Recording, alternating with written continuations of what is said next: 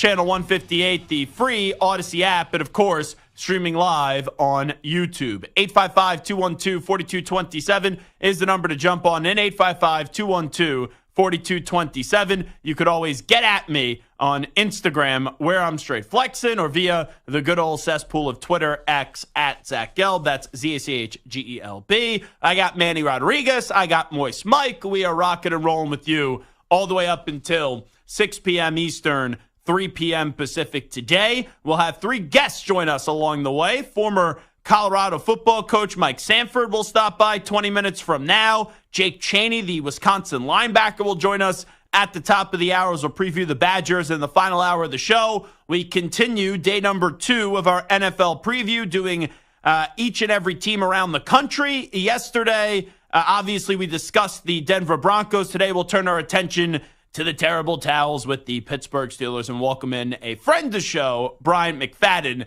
and the final hour of the show. I really hope B-Mac doesn't make me agree to a bet because I thought he was a weasel last year, if I'm being honest. So 2 years ago, he claimed that Mitch Trubisky or not with the Pittsburgh Steelers, even if he was their starter, they'd be a playoff team. That was 2 years ago. And they did not make the postseason, so I won a steak dinner. So we were at the Super Bowl in Arizona, and we had a very nice steak dinner on his tab. Then last year, when the whole Deebo Samuel thing happened, he reached out to me, goes, would you mind jumping on CBS Sports HQ on my show? I said, no, not at all.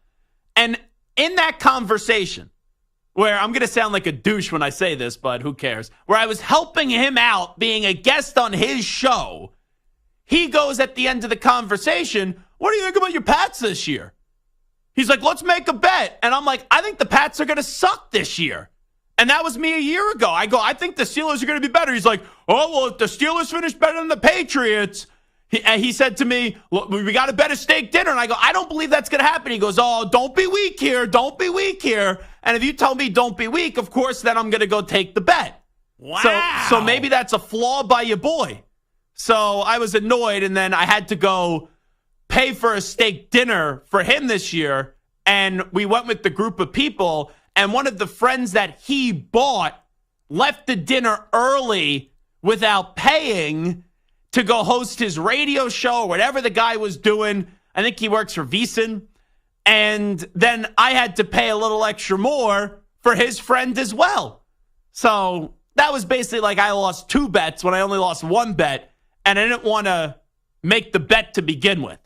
So I'm not going to fall to Brian McFadden this year. If he tries to make a bet with me 2 hours from now, I'm going to tell him to go pound sand. That's what I'm going to tell him. Anyway, let's get to Colorado. They addressed reporters yesterday at Big 12 Media Days. You had Deion Sanders, Coach Prime, don't want to be disrespectful. You also had Shedeur Sanders as well. This was the clip that I thought was the funniest. Let's play Shedeur Sanders when discussing the target that Colorado has on their backs. It's been that since day one. I remember first media day when I was in HBCU, I said, well, we won't lose a game. I'm undefeated in the SWAC, so I already know what the expectation comes with. I know we're everybody's Super Bowl, so I'm really just I always stay level-headed, stay grounded, because I would never want to be that guy, look back, and not being able to take advantage of the moment that we have right now. Here's my one problem with Colorado. You can't play the victim card and, oh, the target's on our back, and try to basically ask for sympathy when you bring it all upon yourself.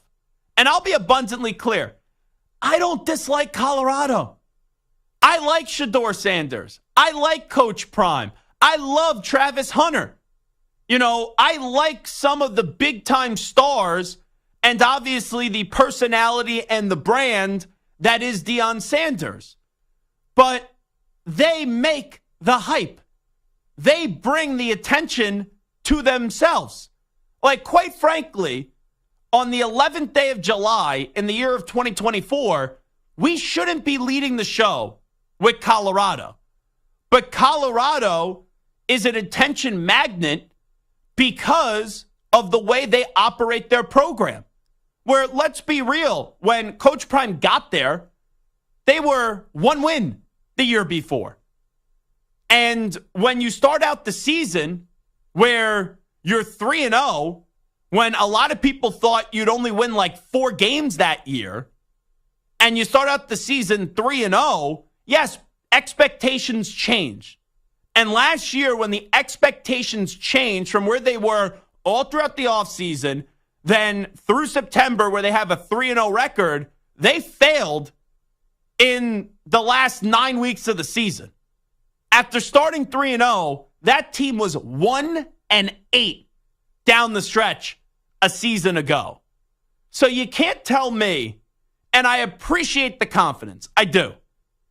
I appreciate some of the talking that needs to be done to have this team reach for the stars and have this program dream big and act like a big boy program. But when you look at this team, this is, at best, a 6-win team, probably, Colorado, this year. I think the Buffaloes are going to win 5 games this season. And if they want to be bowl eligible, they start the year North Dakota State, Nebraska, Colorado State, Baylor, and UCF. Through those first 5 games, they got to be probably 4-1. If they're 3-2, they're then going to have to win 3 more games down the stretch with Kansas State, Arizona, Cincinnati, Texas Tech, and then a monster end to the season with Utah, Kansas, and Oklahoma State. And Colorado right now, under Coach Prime and Shedeur Sanders, they are the shiny car in the driveway. And you look at it from a few houses over, and it's like, wow, you got Travis Hunter. Wow, this is a program led by Coach Prime. Wow, this is Shedeur Sanders as the quarterback. Oh, you have one of the more explosive players in college football, the two-way greatness of a Travis Hunter. But then when you're walking down the block and you're skipping over the houses to eventually get to the house that Colorado is in, you look at the car and you go, oh, from afar the car looked great, but it's missing 2 tires, has a crack in the windshield, and has about half a tank of gas in there. Because they have big stars. They have guys that attract attention and make us talk about them, and they feed into the hype machine because, as confident as Shedeur Sanders is, everyone's not looking at Colorado, the opponent, saying, oh, this is our Super Bowl. You weren't even bowl eligible last year. You went 1-8 down the stretch a year ago. This team was a 4-win football team, or 4-win football team a season ago. Like, how about you get to bowl eligibility first before you talk about everyone's opponent is viewing you, as this is a Super Bowl matchup? But that's Colorado right now. Like, they look like, from afar, with some of the pieces they have, a big program, right? They look like they have a lot of great pieces, but the rest of the team is a giant question mark. I know they revamped the offensive line. You can't get any worse than what the offensive line was last year, but is it still good enough to go win 6 or 7 games and be a bowl team? I can't say that. And I hope Travis Hunter stays healthy. I hope Shedeur Sanders takes that next step. But, let's just call it what it is. It doesn't mean you're a hater. It doesn't mean you dislike Colorado. It doesn't mean you dislike the Sanders family if you just go into this season with the expectation that, they'll be better than what they were last year.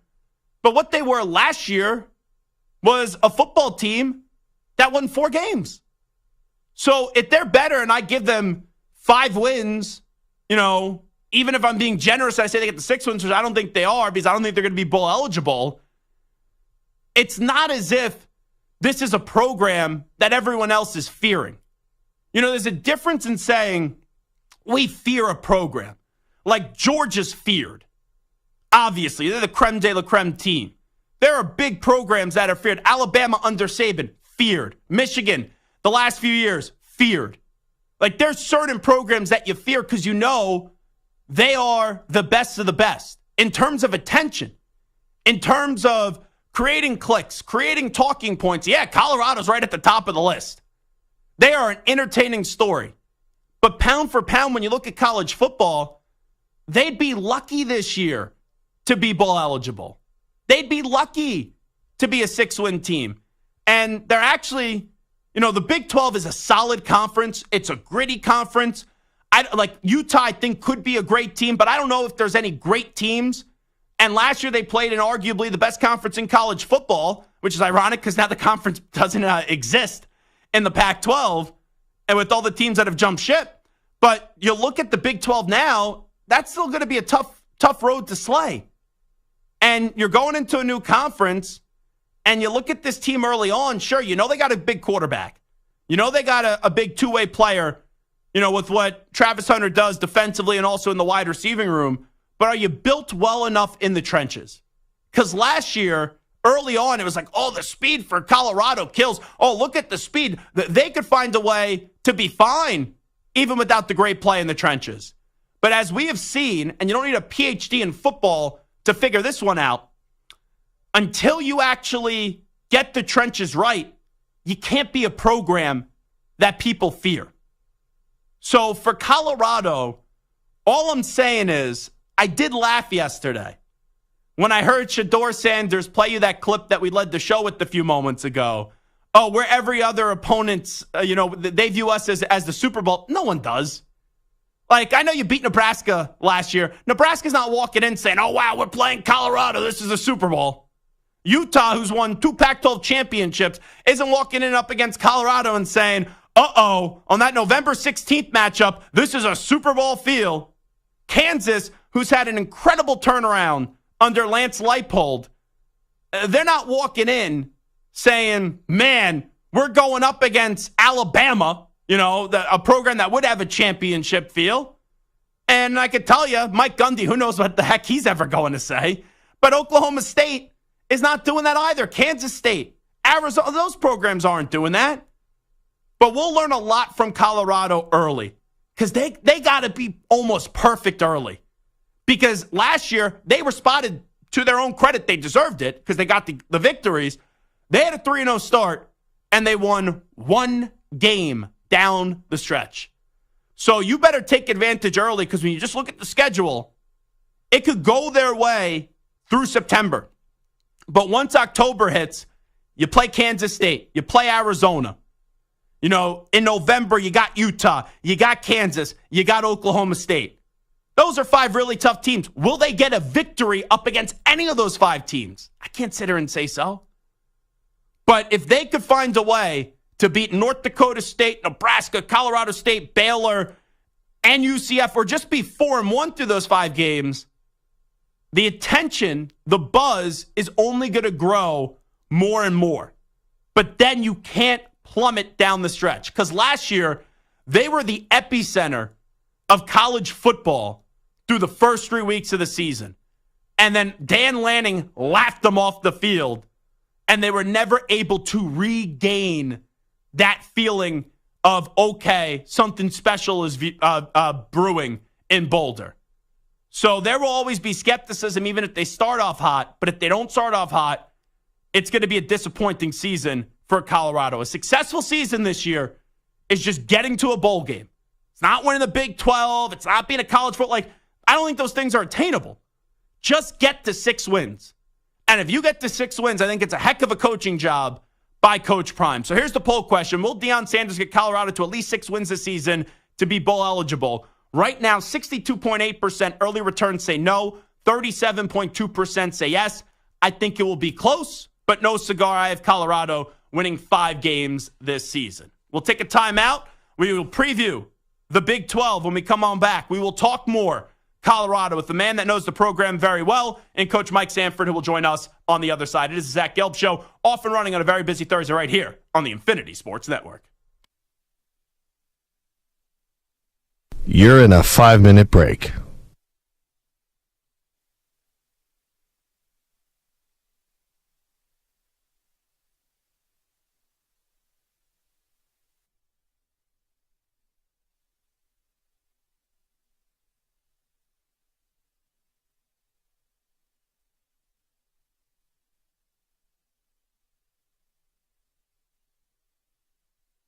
Four minutes, 30 seconds remaining.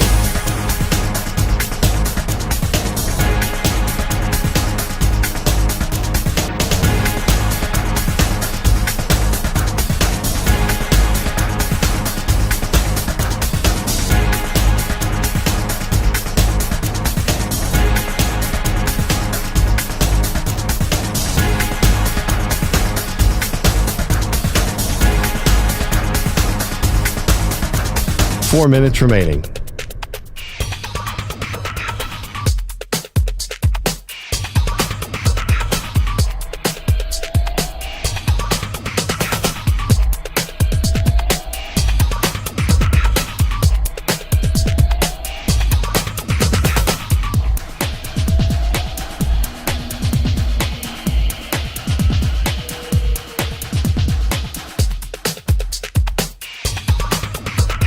Three minutes, 30 seconds remaining.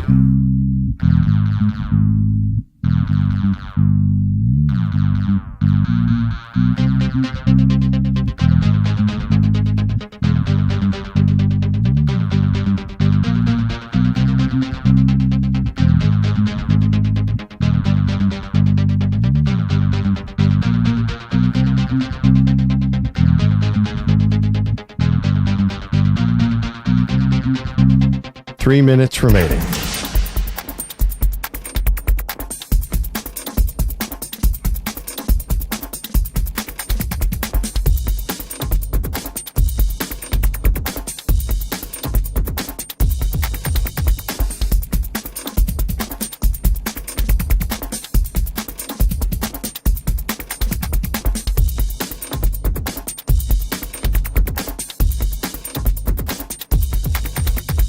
Two minutes, 30 seconds remaining.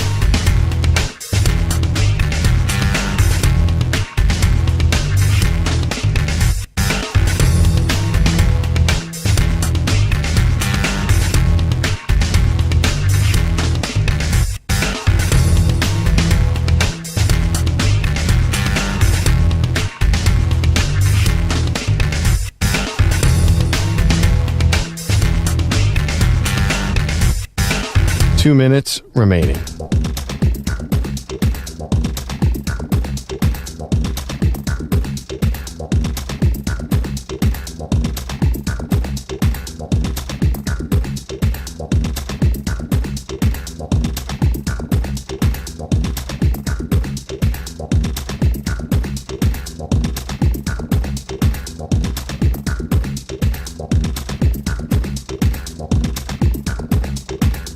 One minute, 30 seconds remaining.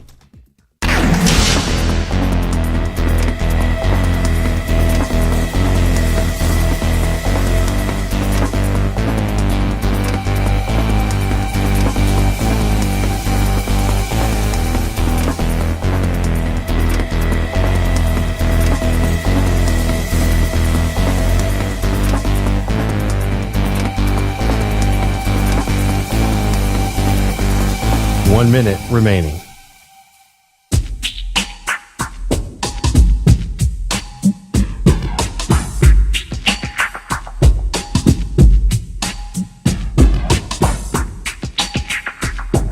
Forty-five seconds remaining.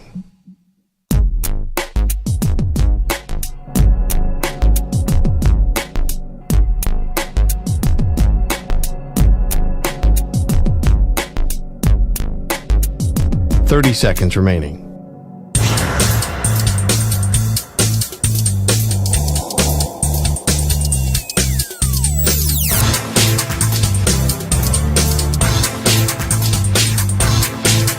Fifteen seconds.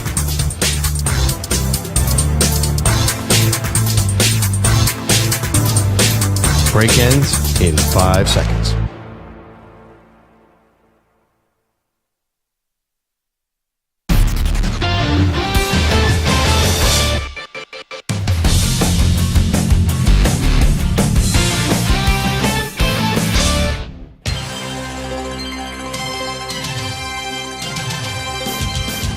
We miss college football. Milrose stands in. He throws into the end zone. He caught it. It's caught by Isaiah Bond in the corner of the end zone. Touchdown, Alabama. We can't wait for the 2024 season. Hands it off to Edwards, who bounce it outside. Got him at 40. Got him at 30. Donovan Edwards is in the clear. His second touchdown run of the ball game. This time from 46 yards.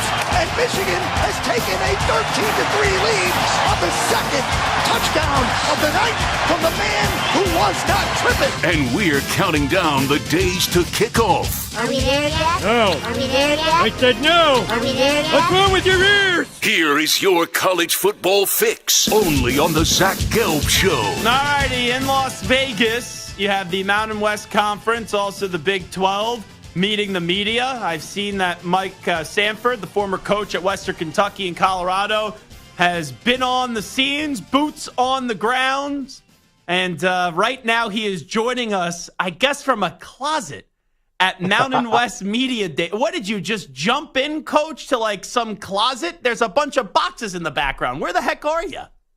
Well, actually, right behind me is the gin and juice from Snoop Dogg for the Arizona Bowl, which is kind of an interesting deal. But send us some. I just wanted. Yeah, I sure will. It's a heck of a product here, but probably some edibles in there too if Snoop was there. Yeah, look at gin and juice right here. There it is, man. That's amazing. No, it's the lunch hour here in Las Vegas for Mountain West Conference Media Day, so it's very loud outside. And now that I do radio, I appreciate good audio, so I thought that was more important than the aesthetics of what's behind me. No, we appreciate that, and it makes for good radio because I looked over to the camera to my right and I go, is he in some equipment room? And then my producer goes, no, he just is in a closet at Mountain West Media Days. Let me start you off with the Big 12. Colorado is obviously has made their way to the Big 12. Coach Prime shows up yesterday. Obviously brings along Deion Sanders and other players as they meet the media. As you enter this season, last year it started off really strong for Colorado. They were 3-0, the epicenter of the college football world, and then they were 1-8 down the stretch. What are your expectations? What would be a successful season for Coach Prime in year two? Well, just from the outside looking in, obviously I used to coach at CU, and I've been following this program really closely since Coach Prime took over. The outside expectations are a bowl game, at the very least. I think 6-7 wins. I think it's very realistic. But I do think that the difference between them being a real national noisemaker in that 9-10 win area versus potentially being as low in the floor, being 5 wins, is going to come down to their offensive line play. That if there is a tight end body that can actually step up and be a part of the run game, because in the absence of a run game, I think we're going to see a very similar situation to what took place down the stretch last season in that 1-8 conference finish, in Boulder. So the Big 12, a lot of people think of it as this wide open conference. It's not that same conference anymore. Now that you don't have the true air raid offense influence, it's a physical conference. And I think it's headlined by Kansas State, Kansas, Utah. I think those kinds of teams are going to play very physical brand of running the football, playing great defense. From afar, we saw how bad their offensive line was last year in Colorado. And Coach Prime made it clear that they were going to revamp the entire offensive line. Since they did change that entire offensive line, everyone's like, oh, it's going to be better. Like, how much better do you think the offensive line can be? And is there any way that it could get worse from than what it was a year ago? Well, a lot of eyes are going to be on the left tackle, Jordan Seaton, one of the top 5 recruits in all of college, high school recruiting in college football this past year. But he's a true freshman, and he's playing left tackle. I watched him at the spring game. You can see the athleticism. You can see the size. But, that's hard to play as a true freshman at left tackle. But I always have thought this about the offensive line group as a whole, is that you're as good as the sum of your parts. And I think that sometimes that you need that time together to mature, to get to a spot where you can trust each other, the communication's on point. And when you hit the reset button once again on the offensive line 2 years in a row, I have my concerns. Now, I could be talked out of it if I watch the first 5 weeks of the season, especially game 1 against North Dakota State. You're going to be tested, especially in the trenches with what NDSU, the Bison program, does. We'll know a lot more about this offensive line after that NDSU game. And Coach Mike Sanford here with us. They got to take advantage of late August and all through September. North Dakota State, Nebraska, Colorado State, Baylor, UCF. I'm not saying those games are easy, but if they're not like 4-1, even 3-2 through the first 5 games, after that, man, then you start to see Kansas State, Arizona at the end of the year, Mike. They got Utah, Kansas, and Oklahoma State the last 3 games of the season. That's a tough end to this season inside the Big 12. Yeah, especially with Ollie Gordon at Oklahoma State and all the returners that Oklahoma State has in their offensive line and skill players. Alan Bowman playing his 57th year of college football. It's going to be a lot of fun to watch. But I was down there at Big 12 Media Day on, I guess it would have been Tuesday when Coach Gundy made some of the comments that he made. And you know what? He doesn't care. He's a made man. He's been a made man for the last 30 years. And so I think Oklahoma State's going to be in the conversation as conference champions. Yeah, here's the thing with Gundy. It's like Ollie Gordon took ownership of it. He admitted he messed up. And it's almost as if Mike Gundy just said, let me say the dumbest thing possible to put all the attention on me. I thought he made the whole situation worse, and no one was talking about it, and now everyone was talking about it yesterday. I mean, he's a man, and now he's like, what, he's 60? I'm a man, I'm 60? I mean, he's always been known to stir up the pot a little bit. I think even during everything that was going on in 2020, he's showing up with OAN T-shirts on. Mike Gundy doesn't care what you and I think, that's for sure. Just like I think Coach Prime doesn't really care what anybody in the local media thinks. He's going to do it his way, and I think it's actually going to be a very entertaining conference this year. And now you've had someone that just joined you right behind you. I love this. Coach Mike Sanford here with us. When you look at Shedeur Sanders, I know we're all going to talk about the offensive line. The offensive line has to be better. The offensive line has to be better. But when you just look at him as a quarterback, you playing the position, how do you evaluate him?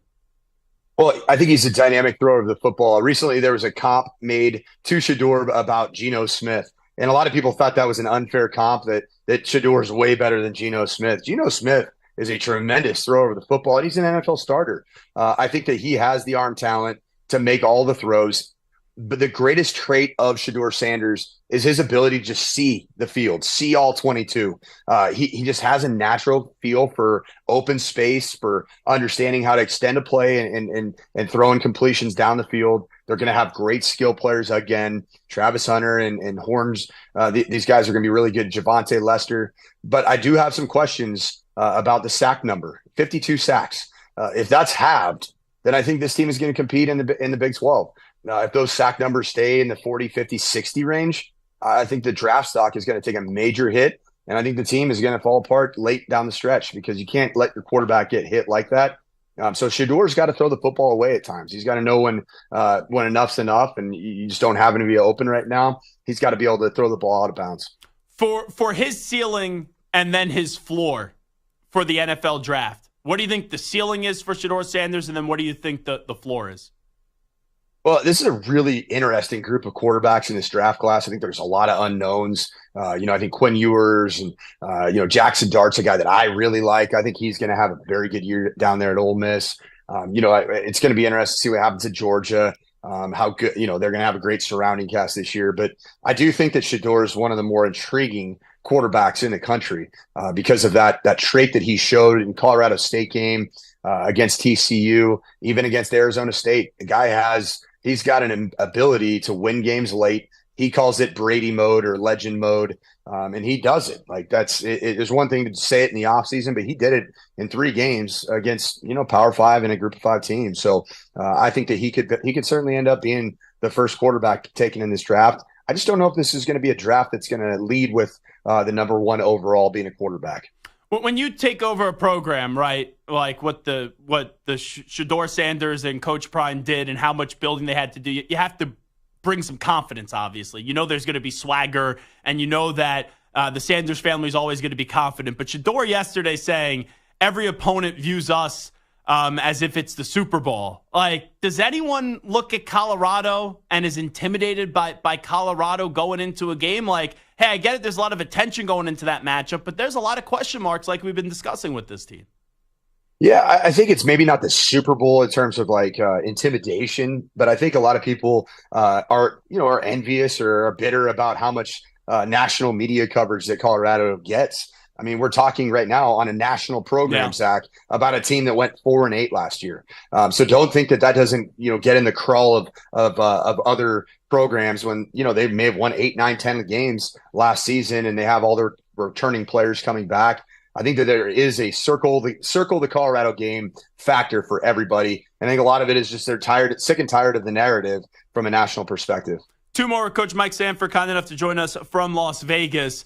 When we look inside also the Big 12, the health of quarterbacks, we talk about it with Shedeur is going to be massive, but then Jalen Daniels at Kansas and then Cam Rising, who missed all of last year with Utah, because there's big expectations. Utah was obviously finished first, and Leipold's done a great job at Kansas. But I'm just so fascinated by those 2 quarterbacks and how their bodies could hold up throughout the season. Yeah, Cam Rising was actually one of the best quarterbacks in the Pac-12 conference. When I was the interim head coach at CU, we played a 4-game stretch in a row, four games. The first one was Bo Nix. Second one was Caleb Williams. Third one was Michael Penix Jr. Fourth one was Cam Rising. And Cam Rising was arguably the best manager of the game. He and Michael Penix Jr. actually stood out to me as the two best. So I think a healthy Cam Rising with a really physical run game, Utah becomes, I think, the favorite to win the league if he can stay healthy. And then Jaden Daniels is really a fun player to watch. Jalen Daniels, he does everything right, but he's got to stay healthy. The sleeper quarterback in that league, and I saw him at Big 12 Media Day, is K-State's Avery Williams. That dude is he is the real deal. He's put on about 20 pounds of weight, had a great bowl game for K-State. I think there's a reason that Will Howard is in Kansas State, and I think it's because they liked what they had behind Will Howard, much to the chagrin of a lot of Ohio State fans. I think that Avery's going to be a really good player. All right, let me get to Boise State real quickly. We know that they got the big transfer at quarterback coming over from USC. When you look at him as a player, what do you see, and what do you think Boise State could do this year? Because they were picked to finish at first in the conference. Well, talking about Malachi Nelson, a 5-star quarterback out of Los Alamitos High School, which is my alma mater, and now he's playing college football at my football alma mater in college. At Boise State. He has big upside, but he is a developmental player. And Maddox Madsen is the quarterback that started about half the games a year ago. I wouldn't be surprised if Maddox Madsen ends up winning the starting job just because Dirk Cutter had worked with him 2 years prior when Dirk Cutter, offensive coordinator now, had been serving as the interim offensive coordinator in the 2022 season. Maddox Madsen's he's a tough guy. I just don't know about the ceiling of a Maddox Madsen. I do think that the ceiling of a Malachi Nelson is very high. And with the best running back, in my opinion, in the country, in Ashton Genty, I think that this is going to be a team that just needs good quarterback play, not elite quarterback play. Hey, one more, because I know you've been around the Denver Broncos. What can Bo Nix be? I know that you've coached up against him before. I'd never thought he was going to be the 12th overall pick in the draft, but Sean fell in love with him. Yeah, I think there are some similarities to a Drew Brees that maybe he doesn't have the absolute howitzer attached to his right shoulder, but he is a very, very good coachable type of a player. I would even call him programmable, and I think that's what Sean Payton wanted after the Russell Wilson experience. I don't think he liked all the second play, creative playmaking that Russell Wilson brought to the table. But I went to 4 OTA practices, mini camp, and I have my questions about Bo Nix. He hasn't really separated at all from Jarrett Stidham. Like, Jarrett Stidham right now looks like the best option at quarterback if you just looked at what happened on the field at OTAs and minicamp. Do you think he'll start week 1 though, Stidham, or will they just go to Nix? I've gone back and forth in my mind. I do think that Bo Nix he looks like a vet right now, so he's not going to look overwhelmed. I just don't know about his surrounding cast and if that's the best option to build his confidence. He's a guy who's going to throw the ball underneath and need some run after catch. Marvin Mims Jr. is going to have a huge year. Audric Estime as a running back is going to have a big year. There's just a lot of unknowns about the surrounding cast for a rookie quarterback to build the right kind of confidence. He is Coach Mike Sanford. Make sure you follow him on social media on X at Coach_Sanford2. If there's any goodies in that closet that you're in right now from Snoop Dogg, make sure you send them our way. We appreciate it, Mike. It's coming your way, Zach. A little gin and juice, baby. We appreciate it. There he is, Coach Mike Sanford. Always enjoy when he's able to chop it up with us and talk a little football. Let's take a break. We'll come on back. We'll update you on some of the biggest stories in the world of sports with some audio. We'll get to a news brief next. But first up, with the latest Infinity Sports Network update, here he is, the Act Man, Rich Ackerman. Infinity Sports Network Sports Flash. And it's sponsored by Progressive Insurance. Protect your home and auto. Save when you bundle. Get a quote at Progressive.com. After 4 seasons in Seattle, Jamal Adams is moving on. The 3-time Pro Bowl safety signs a 1-year deal with the Tennessee Titans after being a free agent. Lots of afternoon baseball today. Paul Skeens, through 5 innings, has not allowed a hit, and he has struck out 10. The Pirates and Brewers are scoreless as they head to the bottom of the 6th. No word as of yet as to whether Skeens will start that bottom half of the 6th. Also today, Hunter Green headed to the All-Star game, gave up a run on 2 hits and struck out 10 over 6 innings. The Reds comfortably in front of the Rockies, 8-1 in the top of the 8th. The Mets in front of the Nationals, 5-0 bottom of the 8th as they look for the 3-game sweep of that series. Blue Jays and Giants are getting underway out in San Francisco. Kevin Gausman and Jordan Hicks on the mound in that one, and earlier was the Tigers over the Guardians by a score of 10-1. Barbara Krejcikova got past fourth-seeded Elena Rybakina in 3 sets to move into the women's final at Wimbledon and will face Jasmine Paolini. I'm Rich Ackerman. This is the Infinity Sports Network. Follow us on X. Our handle is INF Sports Network. That's INF Sports Network on X.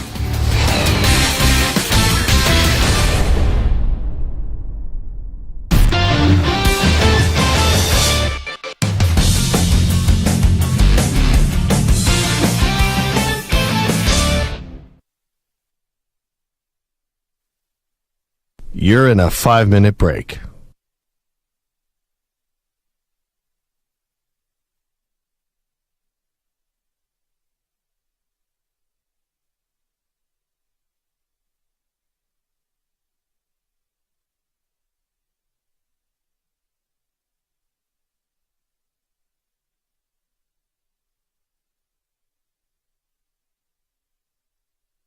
Four minutes, 30 seconds remaining.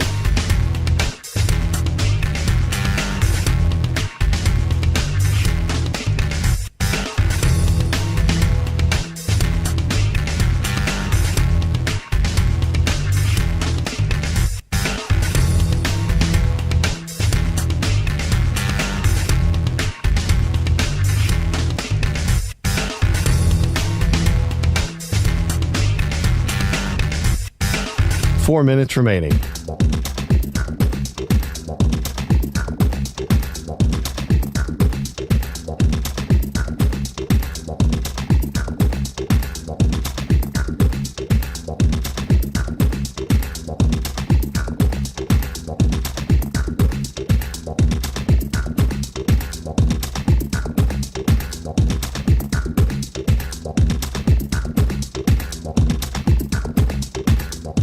Three minutes, 30 seconds remaining.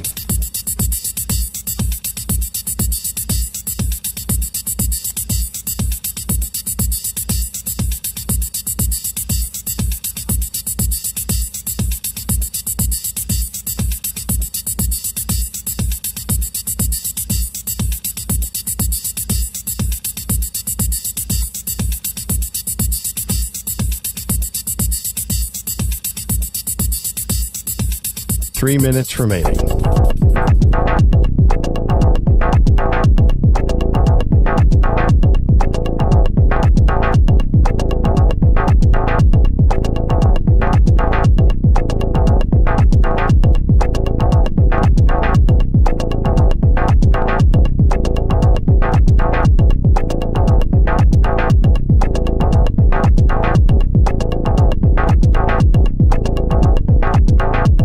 Two minutes, 30 seconds remaining.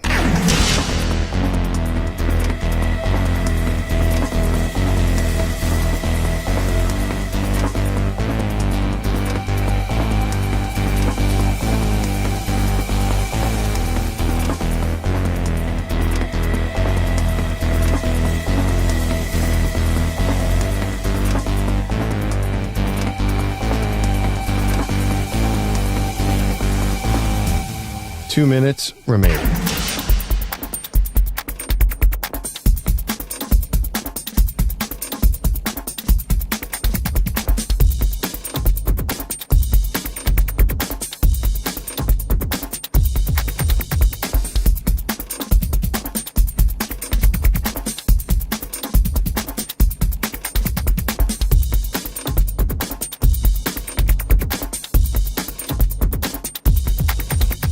One minute, 30 seconds remaining.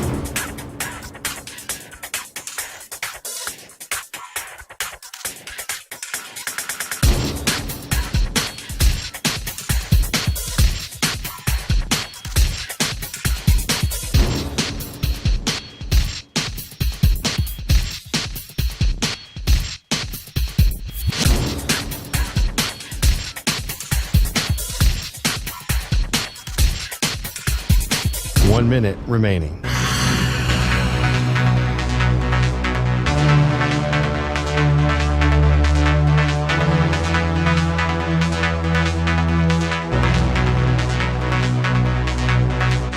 .45 seconds remaining.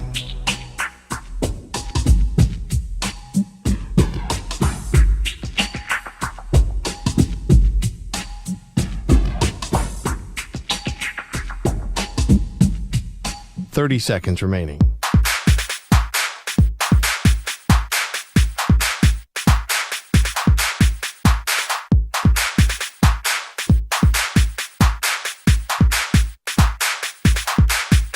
Fifteen seconds.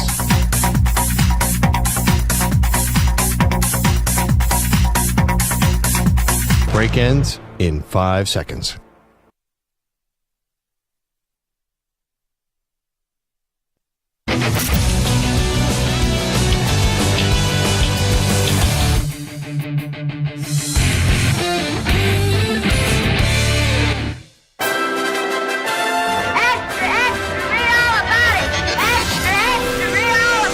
Time for your daily news brief. We get you caught up on the rumors, reports, and reconnaissance from the day in sports. This portion of the show is brought to you by Ethos Life, the easy way to get life insurance in 10 minutes, up to $2 million in coverage with no medical exam and just a few health questions. Get your free quote at checkethos.com. Not available in all states. Hey, Samter, what's going on in baseball right now with Paul Skeens? You want to share an update on Paul Skeens? Yeah. Livy Dunn's boyfriend is on the mound, and he is through 6. She's gorgeous, by the way. Yeah, she is. And she's going back for her final season at LSU, she just announced. So Congratulations to Livy Dunn and LSU yet. Tigers. Not done yet. But Mr. Skeens, who is the shoo-in for the NL Rookie of the Year, and who knows, maybe even Cy Young with the way he's pitching, is through 6 innings with 11 strikeouts. He had 10 through 5 innings. And there's one other thing he hasn't done yet, which I will not say out loud. Why? But let's just say he has a walk. That he has a walk, and that's the So only it's not a batter perfect who's game. reached base. So if it's not a perfect game, it would be a no-hitter? I hate you so much. Why? You've lost all baseball etiquette. You cannot talk about the broadcaster. But on the air, you don't talk about it, and you don't talk about it when you're just talking about it. The baseball gods are everywhere. They're listening. They're watching. First at bat of the bottom of the 7th, the Brewers are getting a hit, and it's all Zach Gelb's fault. All you Pirate fans out there, if and when Paul Skeens lets up a hit in this game, you can look no further than Zach Gelb right here on the Infinity Sports Network as to why he gave up that hit. Yes, because that would be my fault. I want to see Paul Skeens pitch a no-hitter today. I do. But it has nothing with what I'm saying right now. Because he's pitching a no-hitter through 6. That means that's why he's going to give up the hit. But I heard Ack talk about it. He's at 93 pitches right now. With a young pitcher, I think this is 11th career start. Are they even going to put him out there for the 7th? Will he get out there in the bottom of the 7th? So make sure we monitor that and make sure he's not done yet on the mound, because I will not be happy if they pull him and say, okay, your day's over. When you have a no-no, keep the kid on the mound.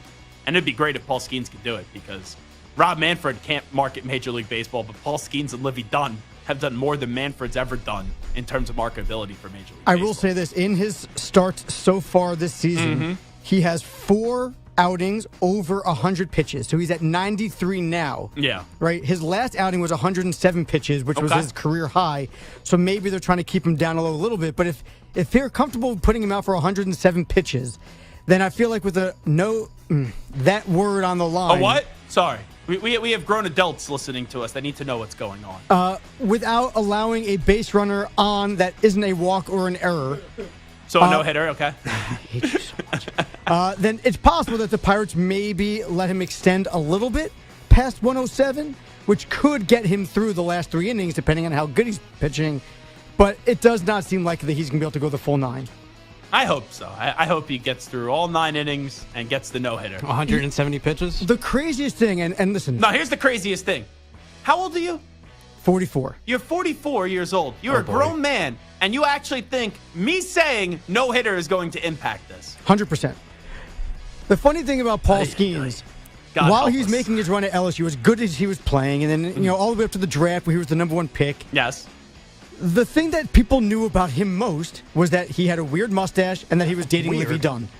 All right? Yeah, now, Manny, you're the mustache expert. What did you think of his mustache? His mustache is awesome. Yeah, maybe not weird, but he had a mustache, and I don't know, mustaches are I guess they're making a comeback. And he's dating a gorgeous girl. And not just a gorgeous girl. She's like the number 1 or number 2 TikToker in the entire world. Mm-hmm. She's probably making more money than he is, and he's the number 1 overall pick. Have you not in realized baseball. something in our society with us men? Who's the most viral person in the last 3 weeks? The Hawk Tua girl. She has an agent now. Yeah, there's going to be like a reality show. Her career done is on 5 her. seconds on social media, and she has an agent. And if you know what the Hawk Tua is about, that's what grabs a lot of people's attention.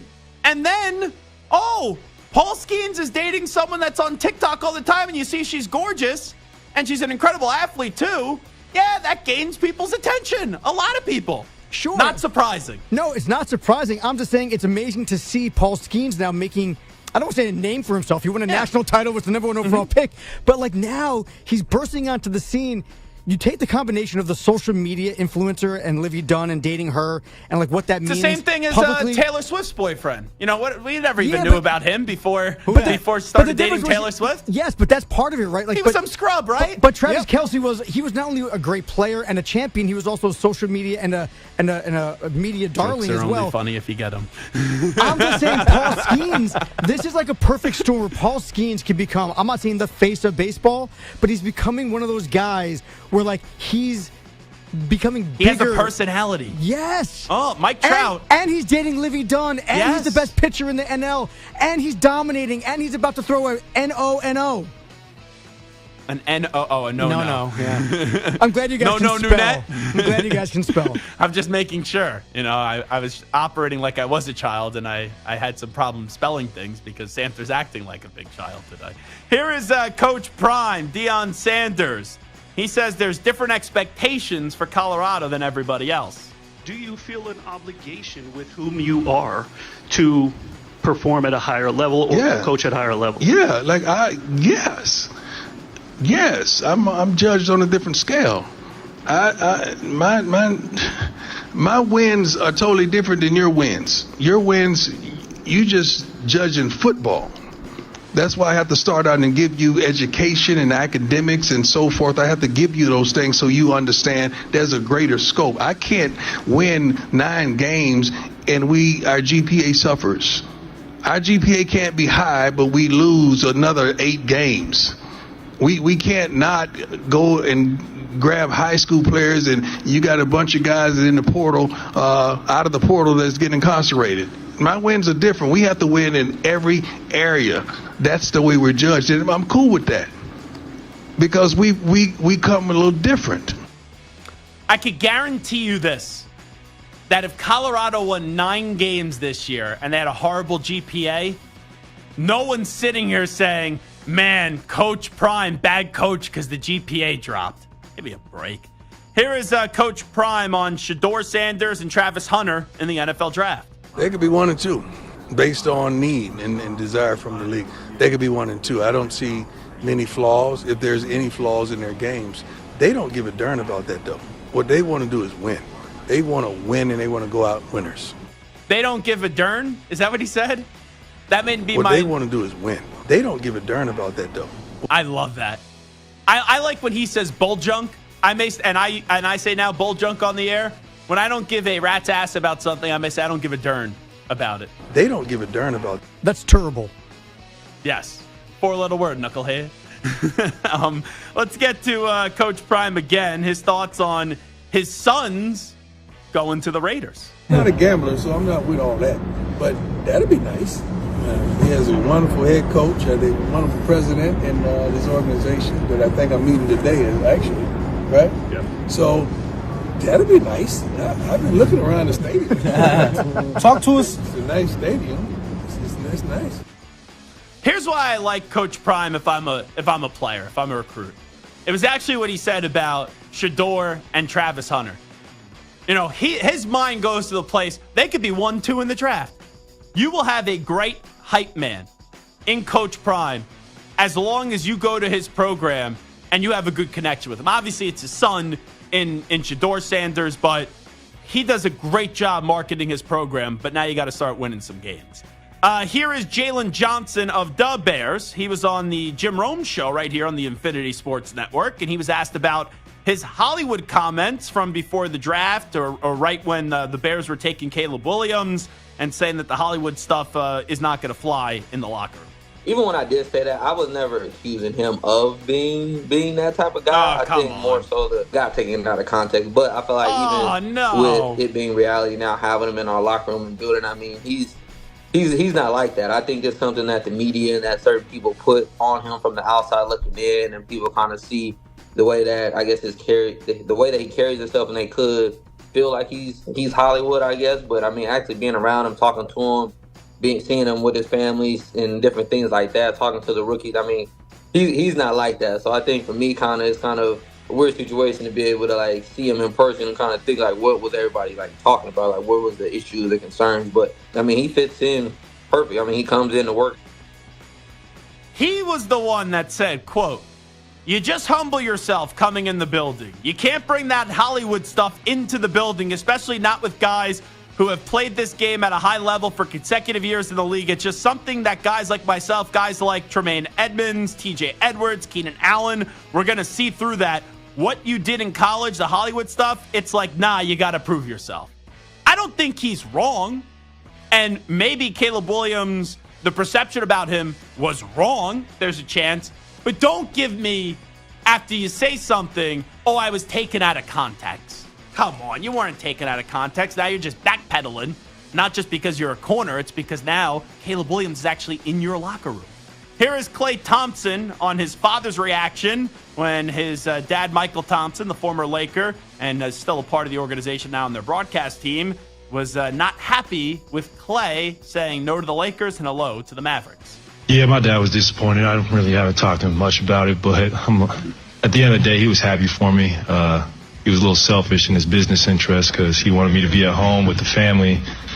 I was like, Dad, I've been in California my whole life. I got to experience something new. So he understood, and he's actually really excited for me, and he thinks we have a great shot to do something special here, not just this year, but for many years. So he was all on board once the dust settled, and he realized that it was really a match made in heaven. So there you go. That's Klay Thompson. Yeah. I thought his father was a little out of line last week with how frustrated he was that his son didn't pick the Los Angeles Lakers. I just thought that was unnecessary what he said. All right, we are going to the bottom of the seventh. We'll see if Paul Skeens is going to be on the mound. He is not allowed to hit in this game. And Samter's all annoyed that I'm saying to the radio audience, just doing my job, informing them what it is, which is so far Paul Skeens is pitching a no-hitter. Bart Winkler just tweeted this out, and he's a big Brewers fan. Paul Skeens has a no-hitter through 6 innings against the Milwaukee Brewers. Just to be clear, a no-hitter is being thrown against the Milwaukee Brewers through 6 innings. A no-hitter is 2/3 of the way complete. No-hitter. So do you blame Bart too? No, because he's a Brewers fan. He's intentionally trying to jinx Paul Skeens. You are just being a jerk. No, I'm just being an adult and doing my job and telling people that are listening what's going on in the sports world. You could be an adult and a jerk at the same time. Yeah, I work with you every day. Hard to argue. It is the Zach Gelb Show on the Infinity Sports Network. We'll see if we'll be back in 5 minutes, or Samter and I will kill each other during the break.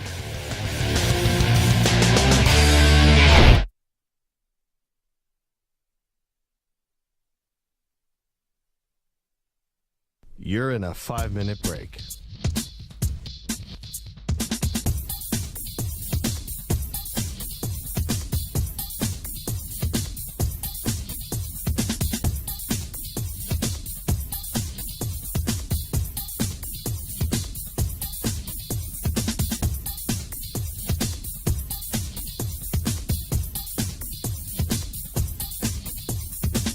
Four minutes, 30 seconds remaining.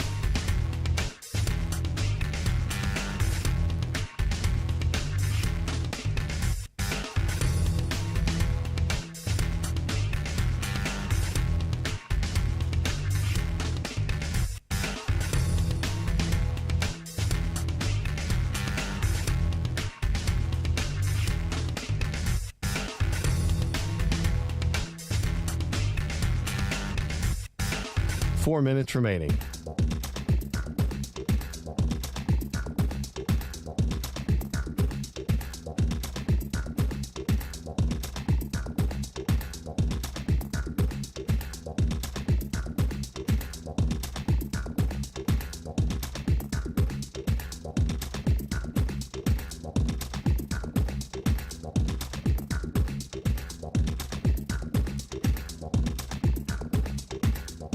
3 minutes, 30 seconds remaining.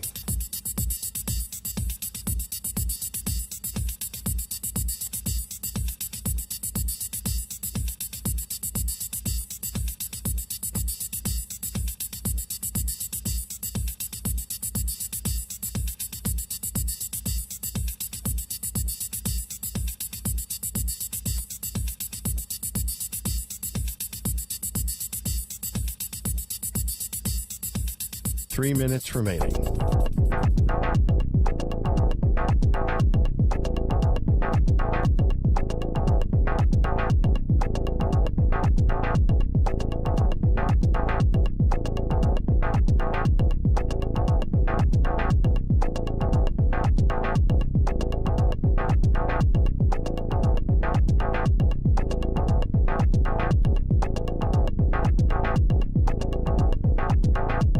Two minutes, 30 seconds remaining.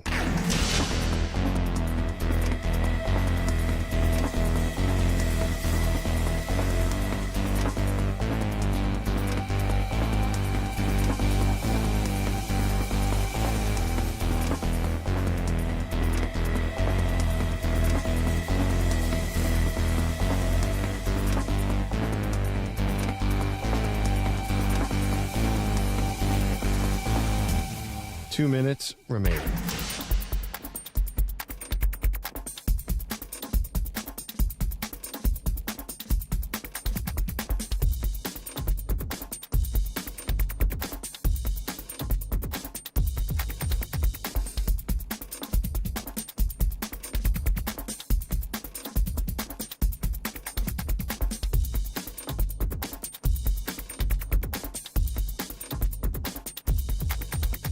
One minute, 30 seconds remaining.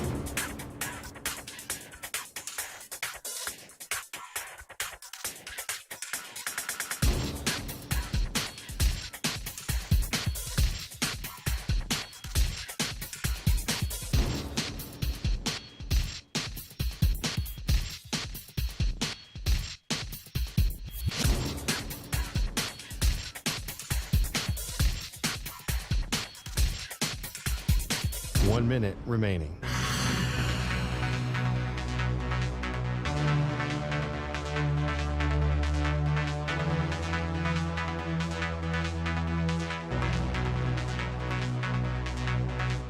Forty-five seconds remaining.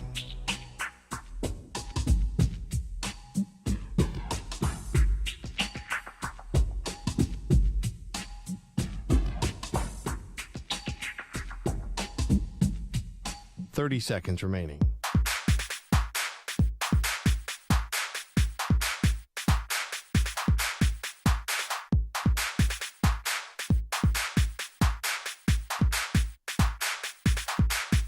Fifteen seconds.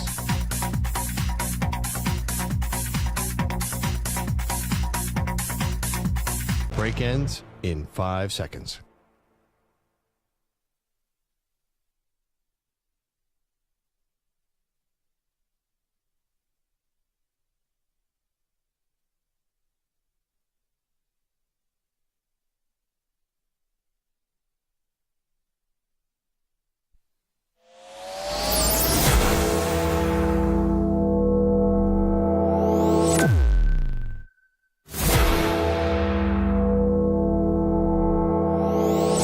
Infinity and beyond. He's live. He's nationwide. This is the Zach Gelb Show. Alrighty, hour number 2 of our radio program. It is the Zach Gelb Show on the Infinity Sports Network. Livy Dunn's boyfriend is pretty good at this baseball thing. Samter was so annoyed that I said that he was pitching a no-hitter when he was getting ready to walk out onto the mound for the bottom of the 7th. We went through a commercial break, and the inning is already over. Samter, since you said I was going to be a jinx and I was going to ruin this no-hitter, can you tell me what did transpire in that bottom part of the 7th inning? Just wondering. What happened? 6 pitches, and... No what? How many hits? I don't remember how many, but 6 pitches, ground out fly out, ground out. Okay, so he hasn't allowed a hit yet still. Is that good?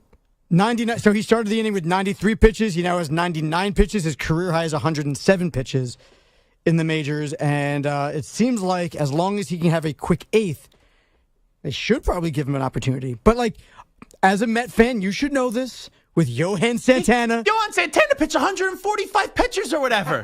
Yes, but Johan This Santana guy's not even close. He's not even 100 yet, you yes, said. but Johan Santana was not a rookie. He had been in the league for a while. He had an arm stretched out for a little bit. If you're the Pirates and he's at like 115 pitches, you taking the chance to throw him back out there? 1,000%. Johan, by the way, was at 134 pitches. Derek Shelton will be my least favorite person in Major League Baseball if they elect to pull more than Rob Manfred, Paul Skeens. That's a good checks and balances right there, Manny. Yeah, no, he will, because Manfred's already so irrelevant as he is. And I'll say this. I'll give Manfred credit for one thing. This will be the only thing I will give Rob Manfred credit for. The pitch clock that he implemented has been spectacular. And it has totally saved Major League Baseball. But in the updated power rankings for your boy, if Shelton pulls him, then I will put him right at the top of the list.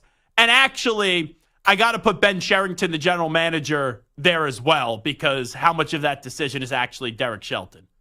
You know, you gotta put some on the general manager too. But Sifter, you just said he went 6 pitches in the bottom of the 7th. 6. You got 6 outs to go.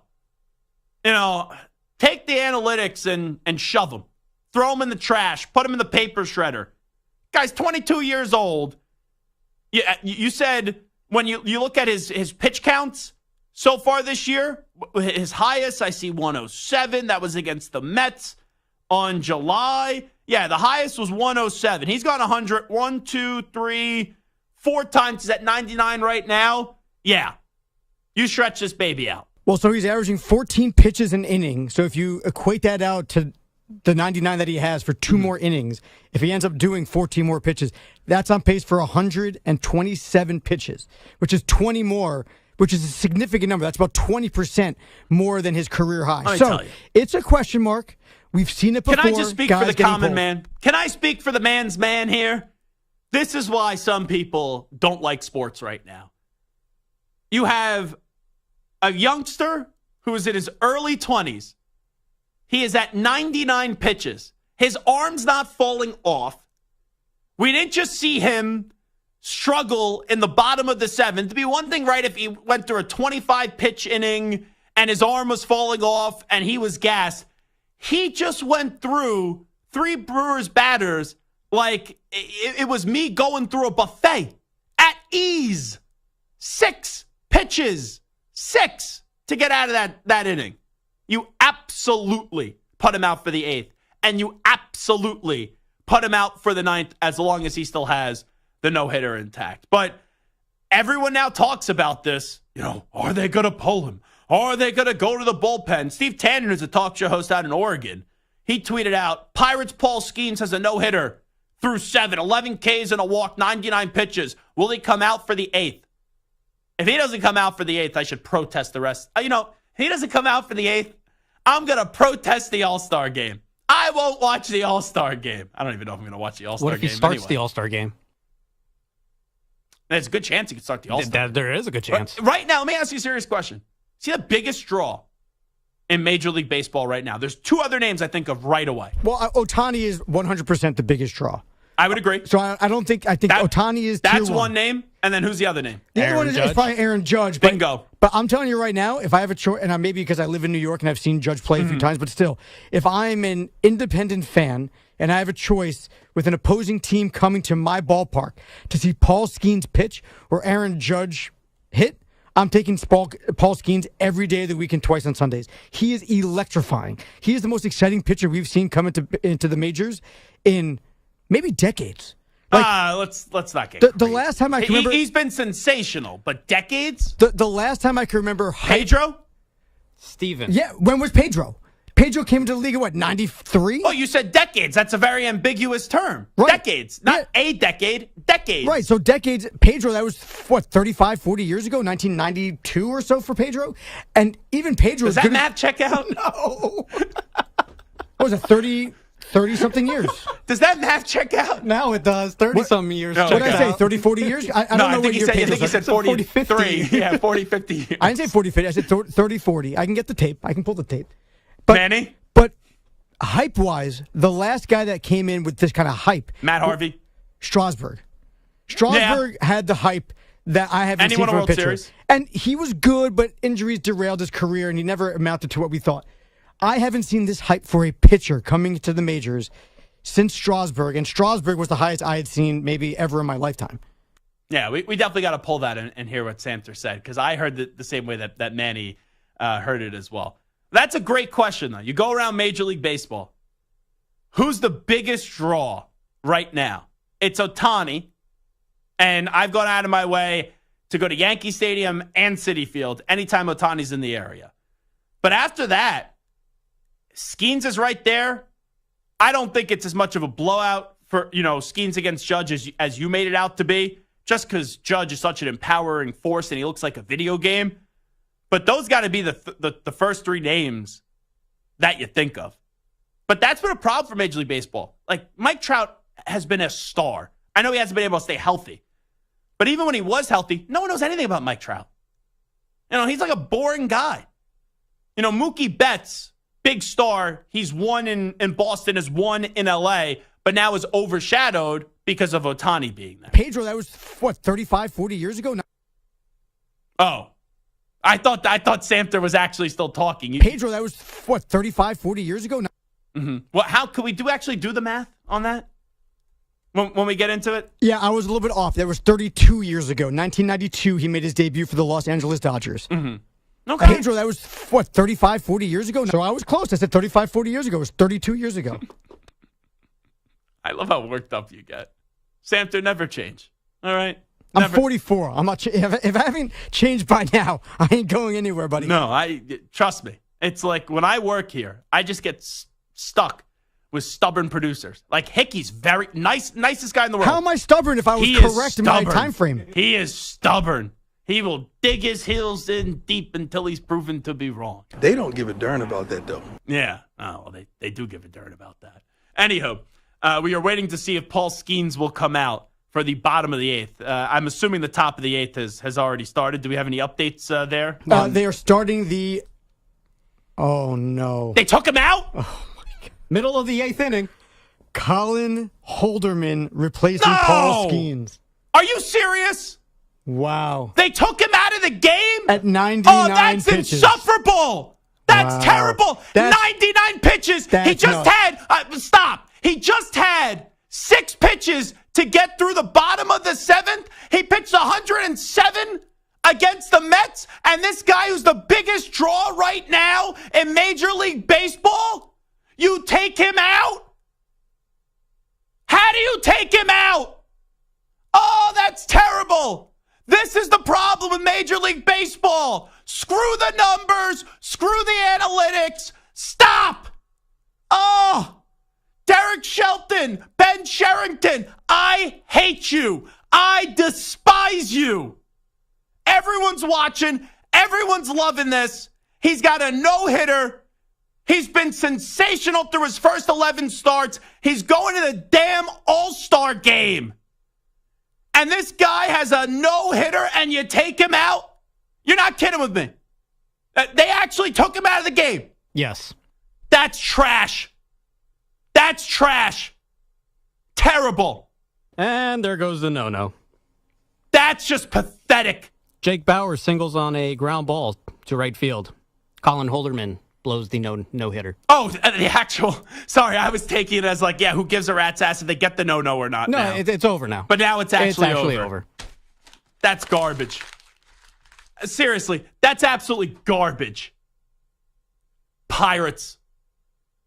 Mickey Mouse organization. Second pitch. Like, I get it. If you want to pull him at like 115, 120, right? If he's having a couple labored innings or something, right, in the 8th or the 9th. But to pull him at 99, not even give him a chance to get out for the 8th? He just had 6 pitches to get through an inning. He wasn't slowing down. That's ridiculous. His arm better be falling off if they're taking him out of this game. That's unbelievable. Baseball's so dumb. Baseball's just so stupid. That's disgraceful. Absolutely disgraceful. You know what? We're taking a break. That's how mad I am. That's disgusting. I just crumpled up the rundown and threw it at a camera. How do they take him out of the game? Seriously. And don't tell, he's at 99 pitches. Oh, whoop-de-damn-do. I want to hear from him after the game. Not Rob Thompson? Actually, Paul Skeens? Rob Thompson? The wrong slugged cut. Oh, yeah. Not today. I don't have time for those jokes. I don't give a darn for those jokes anymore. But how they don't give a darn about that, though. Stop with the drops. Stop with the drops. Like, seriously. You have a guy that right now has baseball by the you-know-what. And this dude is dominant. This dude is such an attraction when baseball barely has any attractions right now. And you take him out because he's at 99 pitches? 99? That's just terrible. And I hope after the game, Paul Skeens is honest and he doesn't do the company move. And he doesn't say, oh, yeah, I agree with the manager. I agree with also Ben Sherrington, the general manager, and they're looking out for the best interest. I hope he says, I work with a bunch of morons. Terrible. That's just terrible. I will say this. Our colleague over at 93.7. Filipponi? I'm seeing this tweet now. In Pittsburgh. He goes, absolute joke to not let Skeens pitch the 8th. Baseball sucks. F this. And then this is a really interesting tweet that I hadn't really fully considered. Mm-hmm. Other than maybe an inning in Texas at the All-Star game, Paul Skeens was getting an entire week off, maybe more.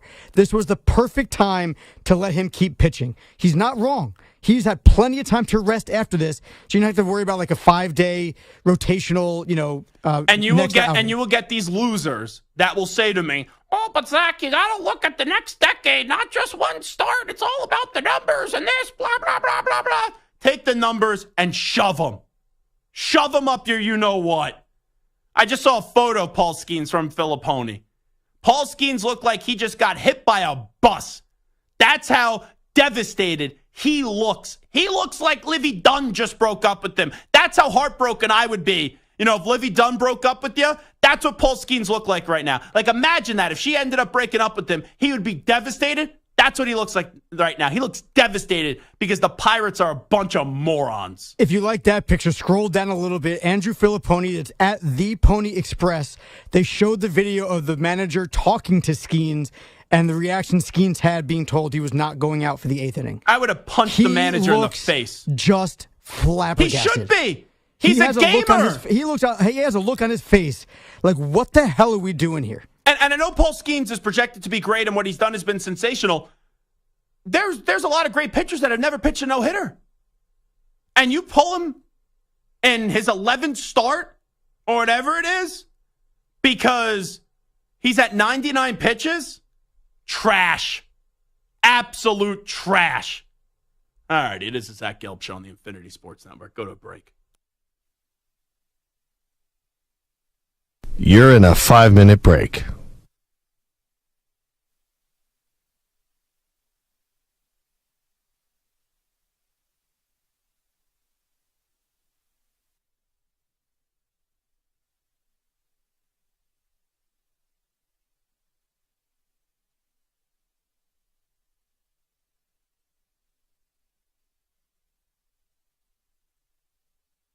Four minutes, 30 seconds remaining.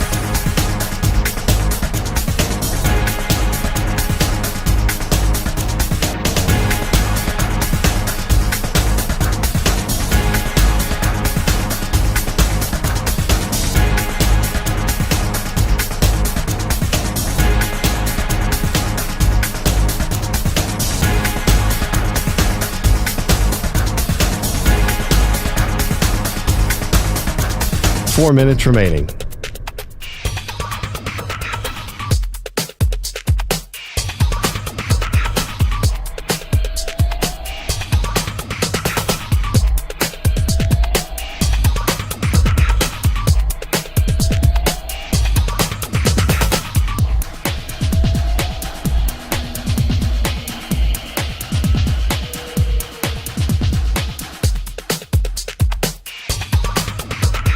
3 minutes, 30 seconds remaining.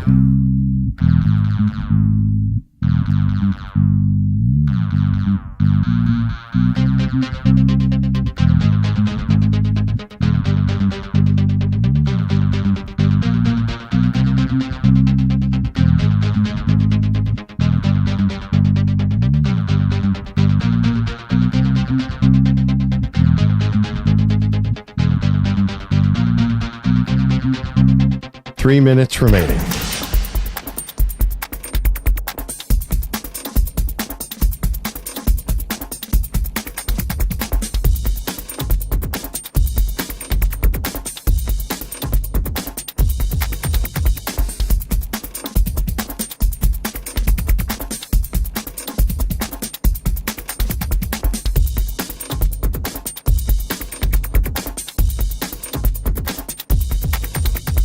Two minutes, 30 seconds remaining.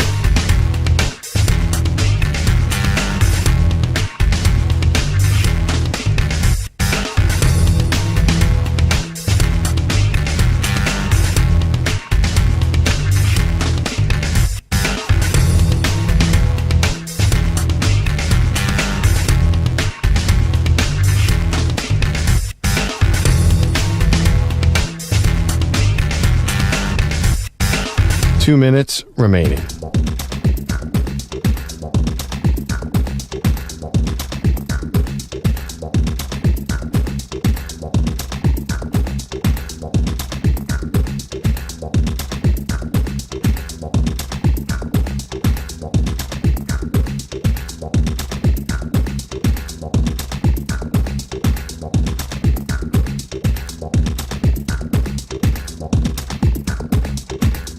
One minute, 30 seconds remaining.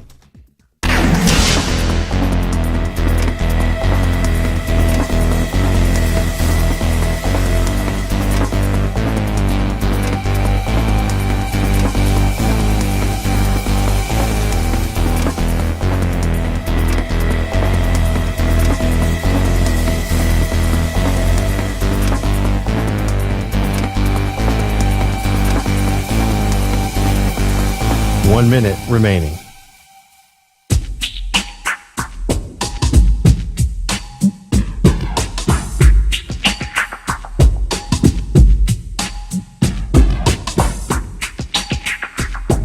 Forty-five seconds remaining.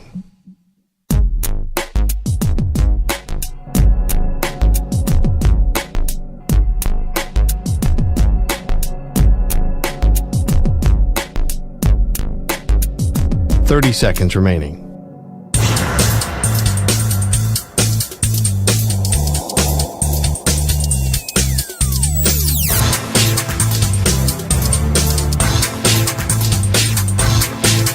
Fifteen seconds.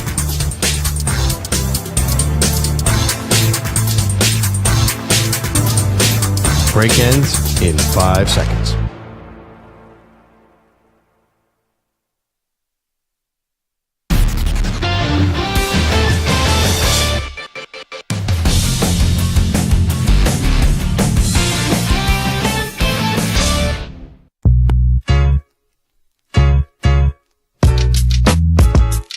This is the Infinity Sports Network. Alrighty. I tried to cool off during the break. I'm not going to lie. I'm still heated. I'm still upset. Pittsburgh Pirates. Mickey Mouse organization. No fun organization. Bunch of hacks they are. Everyone in baseball's having fun. Everyone's watching what's going on. And we're loving Paul Skeens. You know, the only people that weren't happy are Brewers fans when they were getting no hit through 7 innings. And the guy just mowed down the lineup at the end of the 7th. And there you go. 6 pitches. And then boom, they take him out of the game. Like 99 pitches. Just came off a 6-pitch inning. And they take him out of the game. Like, what are we doing here? So the no-hitters no more. Whatever reliever they brought in from the bullpen allowed to hit. What, we said 2 pitches in? He allowed to hit? Just disgusting. Seriously, that's just disgusting. if he was at like 130 pitches, even $115, $120, and there's 2 more innings to go, okay. 99 pitches. You know what? I am now rooting for the Brewers. I want the Pirates had the bags full, or the Brewers had the bags full, and they couldn't get anything out of there. If there is karma in this world, if there are actually baseball gods, or maybe even Manny, have you ever seen Angels in the outfield? No, a little embarrassing, but no, You've I never haven't. seen Angels in the outfield? It's a bad job out of me. It's a bad job. Samter, have you seen Angels in the outfield? Just wondering. I mean, of course. Well, you've never seen Like Mike. So. Yeah, because it's a terrible movie. Angels Outfield is a good movie. You can't call Like Mike a terrible movie because you've never seen it. But Angels in the Outfield is a very good movie. If there are baseball gods or baseball angels, they would make sure that the Pittsburgh Pirates lose this game today. They're up 1-0. Paul Skeens, 7 hitless innings. 7. 11 Ks, 99 pitches, and they take him out of the game. Just disgraceful. Absolutely disgraceful. All right, it is Zach Gelb Show on the Infinity Sports Network. Stu's been out this entire week. He's under the weather, is what the scouting report is on Stuart Kovacs, the injury update on Stuart Kovacs. And when Manny was here on Tuesday, we were talking about Kawhi Leonard. And Kawhi Leonard was on Team USA, and I saw a team photo, and I'm like, who is number 8? And he looked unrecognizable. And I know he hasn't played a ton, and he's been in and out of the lineup a ton for the Clippers because of injuries, and every year it's like death taxes, and Kawhi Leonard being hurt for the playoffs. And this year he played in 2 games and then missed the final 3 games, I believe it was, for the Clippers up against the Dallas Mavericks. But I was shocked that Team USA and also the Clippers were allowing him to actually participate in the Olympics. And then it comes out yesterday that he's not going to be a part of Team USA, and I guess it was a decision that was made by Team USA and also the Los Angeles Clippers. So now they replaced Kawhi Leonard with Derek White of the Boston Celtics. So, Manny, I'll just ask you this because I have a thought on it, and you are a huge basketball fan. Sometimes, though, your basketball takes a little bit crazy because your Knicks love shadows a lot of your understanding of the rest of the league and the appreciation for the rest of the league. But what was your reaction yesterday? No one's surprised that Kawhi Leonard's not going to play for Team USA because you just know, unfortunately, that knee is never going to be able to hold up again. But when it was announced that Derek White was the replacement, what did you think? What's Jaylen Brown doing? That's my reaction, too. How come Jaylen Brown didn't get the call up? And I thought at first maybe Jaylen Brown was hurt. Just went through a season where he won a conference finals MVP and he won an NBA finals MVP. And I'm like, okay, maybe he was playing through some injuries or he just didn't have interest to go. But then you see Jaylen Brown on social media. Exactly. You take a look at social media with what he's posting with the emojis and whatnot. And it looks a little cryptic as if to say, hey, man, I was kind of available. I didn't. My phone didn't ring, though. And Nike is the sponsor for Team USA. Jaylen Brown's not a Nike guy, so he thinks this is Nike politics, which I usually wouldn't buy into that. But when you are Jaylen Brown, not just last year Jaylen Brown. Like, if this was last year and Jaylen Brown's complaining about it, even though a lot of us realize that Jaylen Brown's one of the better two-way players in the league and he's had that tag for a while. But when a spot opens up, and you just won an NBA championship, you just won a finals MVP, and you were the best player, better than Tatum, who's on the team. Like, I think Tatum's a better player than Jaylen Brown, but in the last 2 series, it wasn't even close. Jaylen Brown was the best player for the Boston Celtics, and the fact that he wanted to go, and not only did they pick somebody else, but they picked his own teammate, and I get it. Hey, Derek White doesn't have an ego. Derek White plays great defense. Derek White, if he plays 2 minutes, won't say a word. If he plays the entire game, won't say a word. But does Jaylen Brown have this ego that he's not a team player? Like, Jaylen Brown comes off to me as a great team player. So at first I would usually be like, yeah, I'm not buying that. Nike's like, oh, because Jaylen Brown's not a Nike guy, you can't put him on Team USA. Something's fishy. But it does not make sense how you had all these other options and you ended up going to Derek White. That don't make sense to me. Now, is Brunson healthy? I know, no, right? Because I saw an SNY. Right, he had the thumb or the wrist? His whole hand, fractured left hand. Yeah, so he just had surgery, right, when the season ended. Yep, after Game 7. So I don't know if he's ready to go, like if he wanted to. But on SNY last night, I was watching because on SNY, the local TV station here, I guess after a certain hour, they're no longer. They have a lot of tape programming, but they must have played. It was like a 15-minute episode of Sports Night, which is the local, sports telecast. They must have played that on just a loop for 4 hours.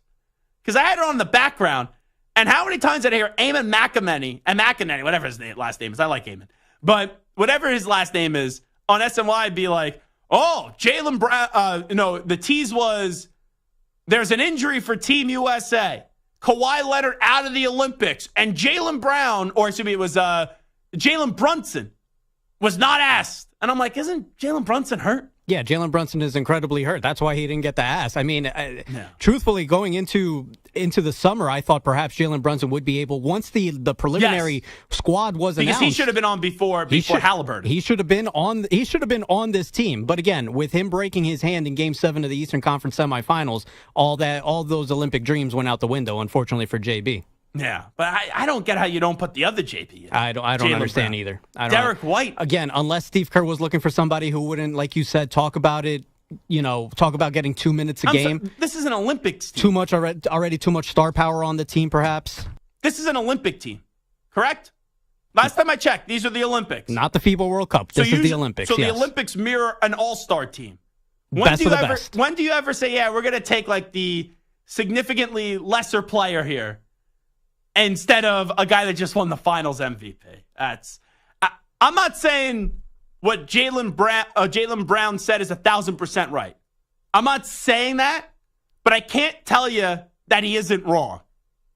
I look at that and I'm like, you would hope that's not how Team USA is constructed. But then you do see it and it's like, how did you forget somebody else, one of his teammates on it, who is not even close to the level of player that Jaylen Brown is in the NBA. So that was just wild. Really is crazy. Here is Grant Hill, who runs Team USA now. Here is him responding to the theory that Jaylen Brown was left off because he's not a Nike guy. Well, for a good portion of my career, I wore Fila. That was supposed to be a joke. Didn't play right. No, look, we're proud of our partners, obviously, at USA Basketball, but, this is about putting together a team. And I'm glad you kind of brought that up because I think just overall, you have incredible interest, an abundance of talent that we have here in the United States. You can't, you got 12 spots and you have to build a team. And one of the hardest things is leaving people off the roster that I'm a fan of. Guys who've been finals MVPs, guys who've been a part of the program, guys who've won gold medals. But the responsibility that I have is to put together a team, and a team that complements each other, a team that fits, a team that will give us the best opportunity for success. And whatever theories that might be out there, they're just that. Before his knees were made of tissue paper, you think that's mean of me to say, Manny? Well, I'm pretty sure it's a sensitive subject. No, I feel bad for Kawhi Leonard. Like, Kawhi Leonard used to be one of the game's most feared players. He was a silent assassin, and he slayed big dragons in the NBA. And unfortunately, his knees have not been able to hold up. And now we can't expect anything out of Kawhi Leonard. But just participate through the exercise here, all right? Fine. I'll be sensitive here. I will put on kitty gloves here. I'll put on my floaties, and I'll make sure Manny's feelings or anyone's feelings don't get hurt here. Thank you. Is that fine? Yes. You want some milk and some cookies yeah, too? Actually. I'll get you some cookies. We'll get you some warm milk, and we'll sing you a lullaby. But before Kawhi Leonard, unfortunately, had all these injuries, what was the way we talked about Kawhi Leonard? Just wondering. Entertain me here. How did we talk about him? Before his injuries? I mean, among the best that we've seen, two-way players during his time as a Spur. Thank you. One of the best two-way players in the league. So there is Grant Hill saying a bunch of bull junk for 1 minute and 6 seconds on why Jaylen Brown isn't on Team USA. And what did he say a few times there? My role is to find the guys who are the best fit. So if you take Kawhi Leonard off the team, wouldn't you try to replace him with someone that mirrors what Kawhi Leonard does when he's healthy? Now, you entertain me here, Manny. Who is closer to Kawhi Leonard in style of play? Is it Derek White or is it the Finals MVP, Jaylen Brown? I would have to say Jaylen Brown. I would have to say Jaylen Brown. I mean, maybe Derek White gives you a little bit more defensively, but you know what? But it's not like Jaylen Brown's some bum defensively. Exactly. It's not a ton. You know, Jaylen Brown's an incredible defensive player, and he brings a lot more offensively. Now, Derek White could hit some threes. Like, he's a good player. He's a gritty player. But I'd rather have Jaylen Brown taking a jump shot than Derek White. No doubt about it. And not only that, you have 3 Celtics now on this team, right? You have Tatum, you have Drew Holiday, and now you have Derek White. How the heck does Jaylen Brown, who's close to Kawhi Leonard, how the heck does Jaylen Brown not get on Team USA? That Nike thing is right there, and it's staring you right in the face. And it's tough, even though you don't want to look at it and say, yeah, you hope that's not the way that it's played out. And I don't know everyone's affiliations and sponsorship deals that are on Team USA, but you know, Nike, Team USA, right? That's a sponsor. For Jaylen Brown to claim it, you can't dismiss it because it makes no sense why Jaylen Brown isn't on this team to replace Kawhi Leonard. But yeah, sad what Kawhi is now, because does anyone ever expect he's going to be healthy for a big moment? I think he'd be a fool at this point, too, with how many injuries we've seen him suffer and how many postseasons he has missed. And it just sucks because that dude was dominant, man. Like, we know not a lot about Kawhi Leonard. He was just silent, would show up, and he would slay some of the biggest names in the NBA. All right, we'll take a time out on the Zach Gelb Show on the Infinity Sports Network. Update time. Here he is, the Ackman, Rich Ackerman. Infinity Sports Network, Sports Flash. Yeah, it helps if I turn the mic. Sorry about that. Just a couple of weeks away from the start of the NFL training camps, the Titans have signed free agent safety and 3-time Pro Bowler Jamal Adams to a 1-year deal. Lots of afternoon baseball today, and Paul Skeens at it again. He's now 6-0 with a 1.90 ERA after going 7 hitless innings in which he struck out 11. And the Pirates topped the Brewers by a score of 1-0. The Mets have their first shutout of the season, sweep the Nationals 7-0 today. The Reds get 6 innings from Hunter Green, who wins his 6th game, striking out 10, giving up a run on 2 hits as they beat the Rockies 8-1. The Tigers crushed the Guardians by a score of 10-1. Right now, the Blue Jays lead the Giants 3-2. In the bottom of the third, Danny Jansen with a home run for Toronto. Elliot Ramos with his home run for the Giants, his, a 2-run shot back in the first inning. Also today at Wimbledon, Jasmine Paolini, the 7th seed, advances to the final and will face Barbara Krejcikova, who defeated Elena Rybakina in 3 sets. I'm Rich Ackerman.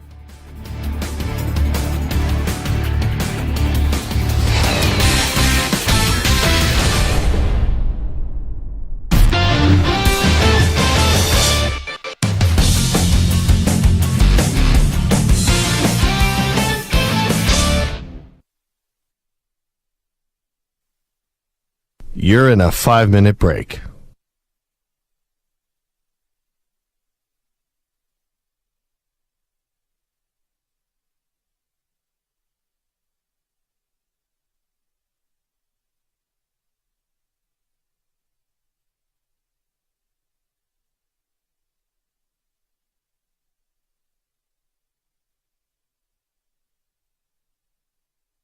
Four minutes, 30 seconds remaining.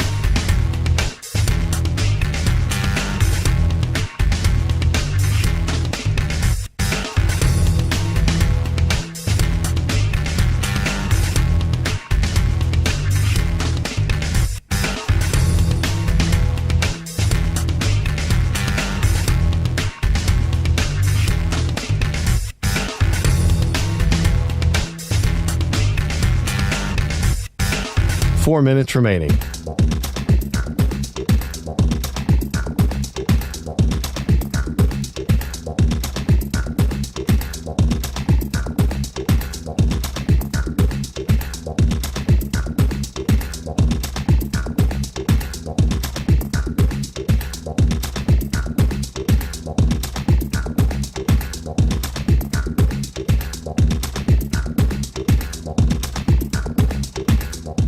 Three minutes, 30 seconds remaining.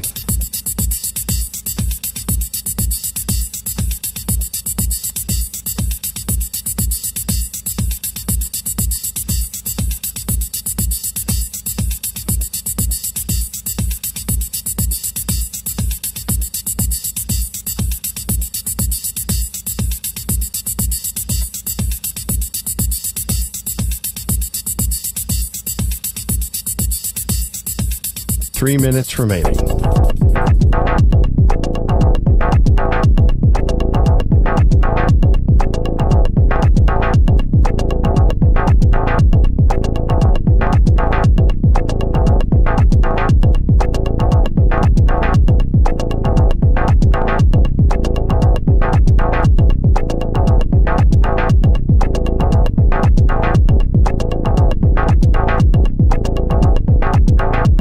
Two minutes, 30 seconds remaining.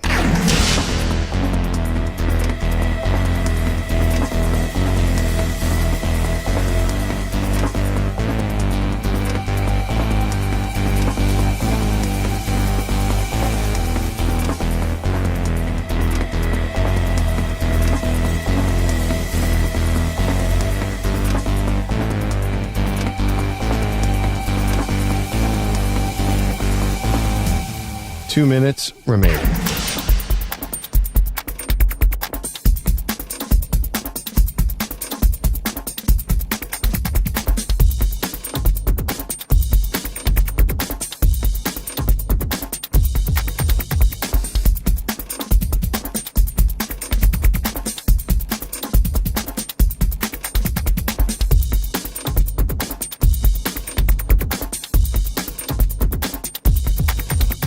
One minute, 30 seconds remaining.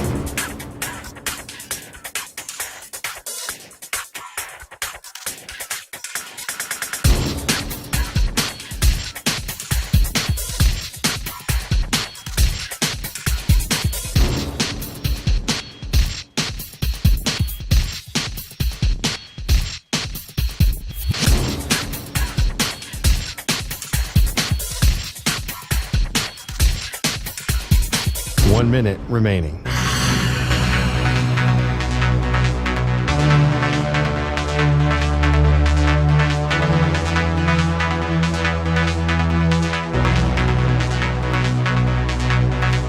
Forty-five seconds remaining.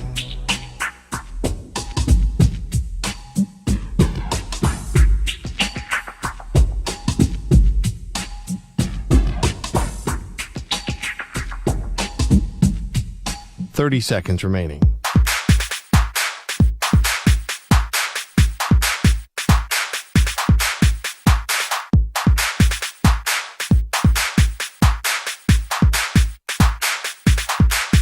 Fifteen seconds.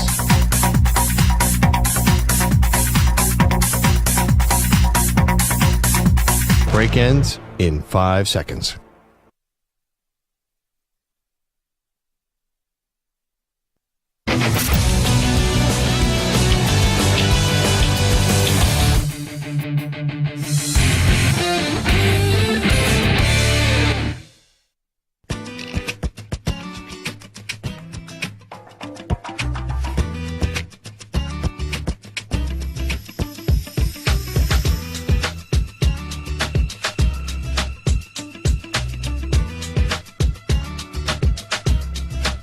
This is the Infinity Sports Network.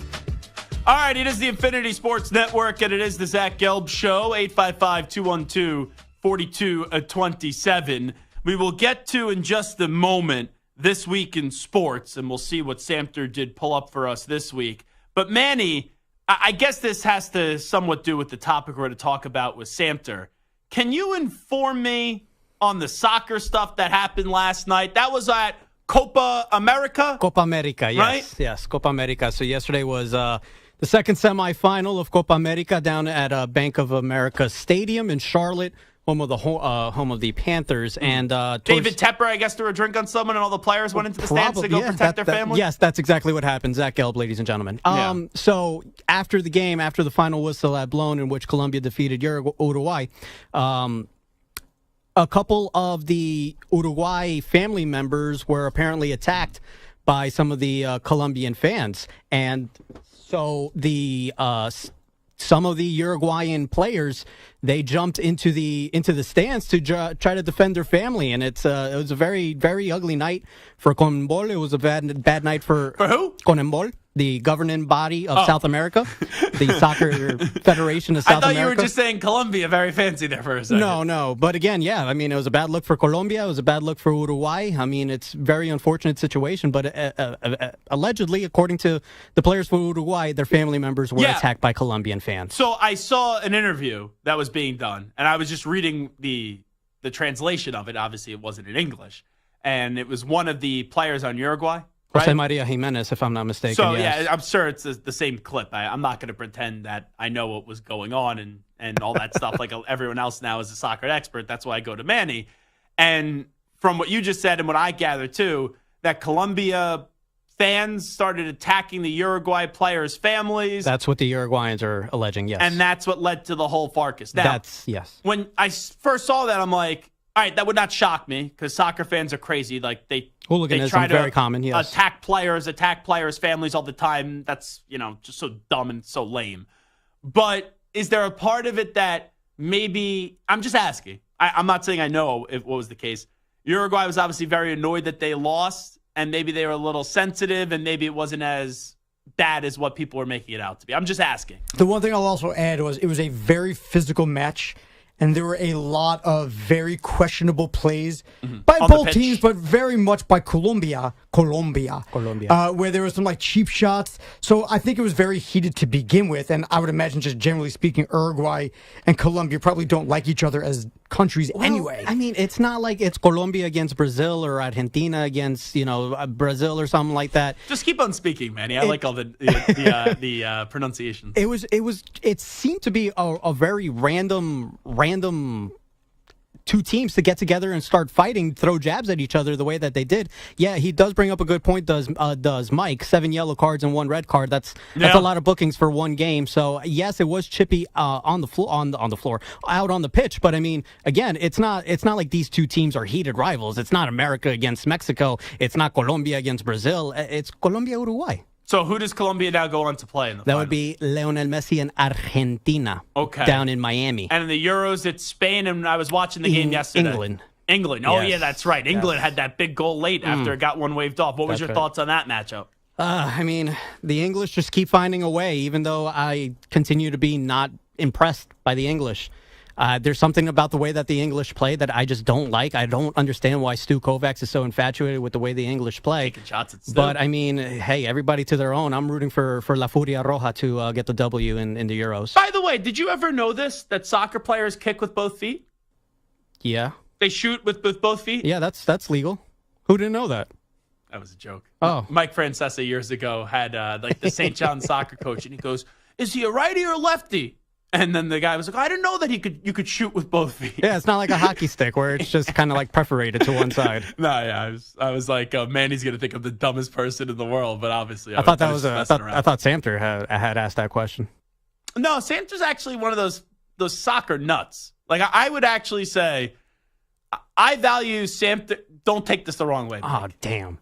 Because no, it sounds like a backhanded compliment, but it's not meant to be so. Like if I was doing power rankings on what I trust Samter's opinion most on in terms of sports, soccer would be one.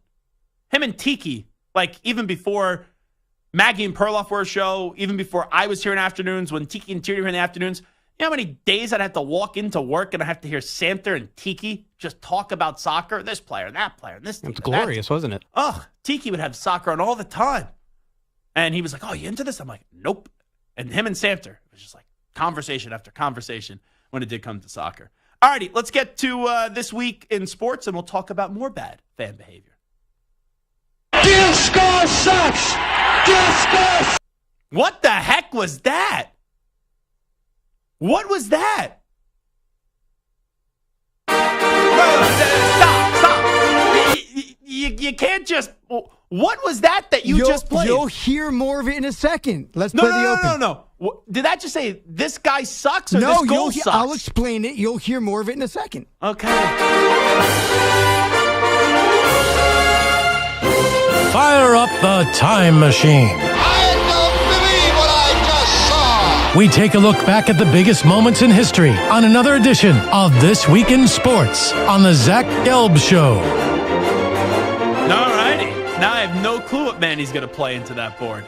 I was never more lost in my life. All right, Santa, what do you got cooking for us this week?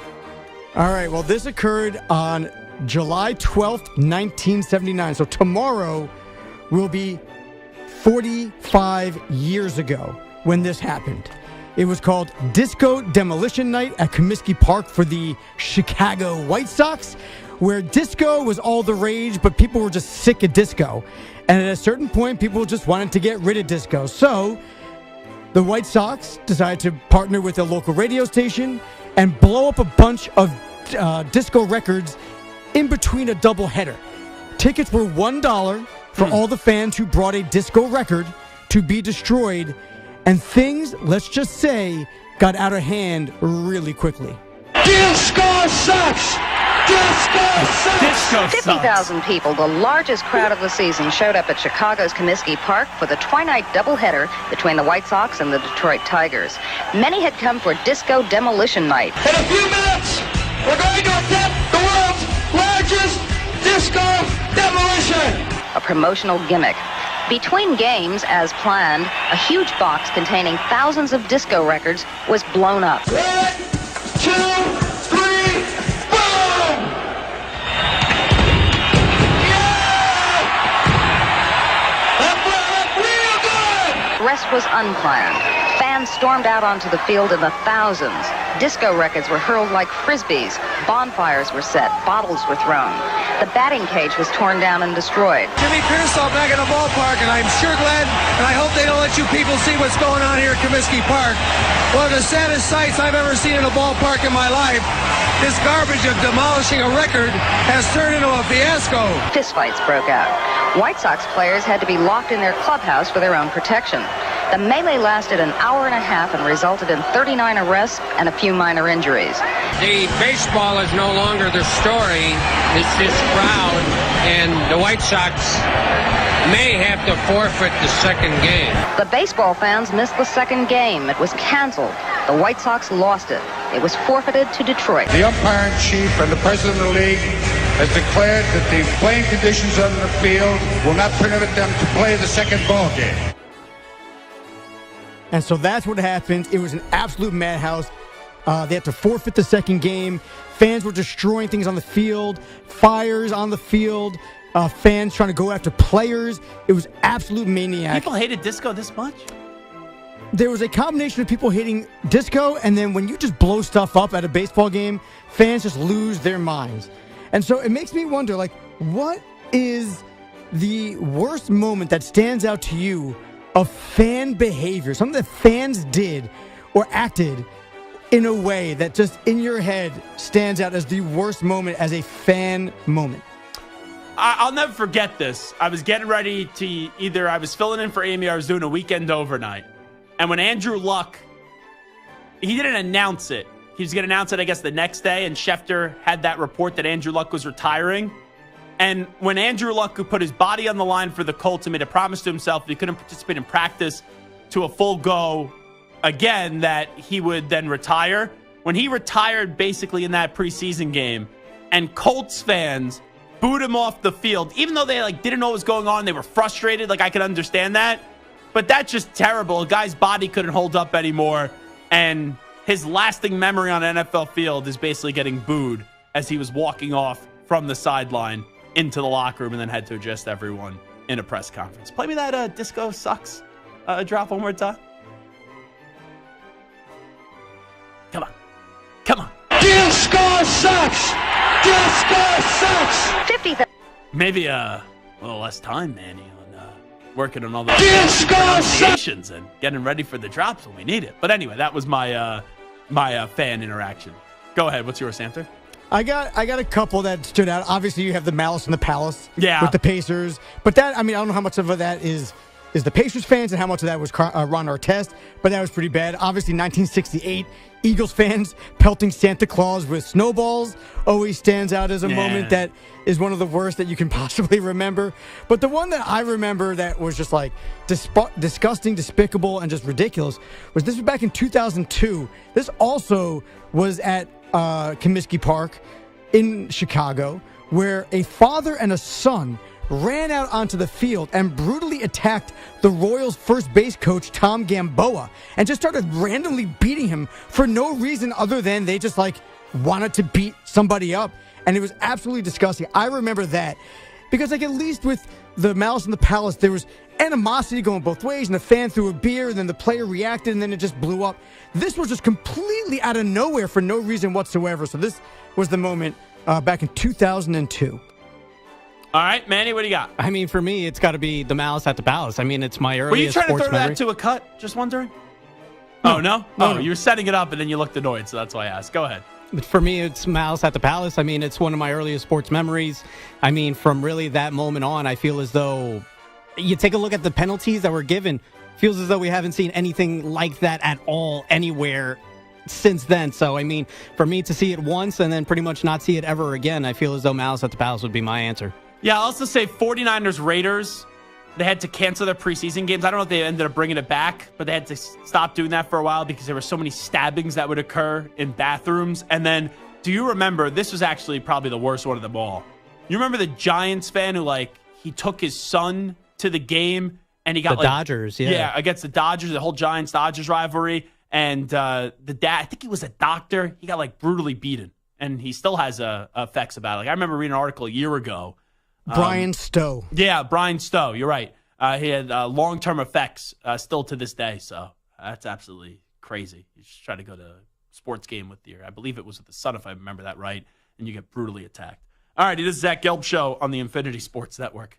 I'll tell you, that was not a fun segment right there. Yeah, that was rough. That was kind of doom and gloom when you look at all these despicable actions and you have to relive something people getting brutally beaten and all that. Oh, jeez. Yeah, I guess we could have come up with some more fun options. The snowballing Santa. You think that annoys me? No, but that's listen, you can hate your team, but don't hate Santa. What did Santa do? So long ago. Maybe the fans asked for, an Eagles win for Christmas, and Santa didn't deliver, so they felt like they were on the naughty list. It's also a crappy Santa if you go back and you see the whole coverage of it throughout the years. The guy was what do you drunk mean a as crappy skunk. Santa? There's only one Santa. He's drunk as a skunk. Santa is real. Stop this. I never said he wasn't. You just ruined some 8-year-old's rest of their day that's listening a crappy to us right Santa. now.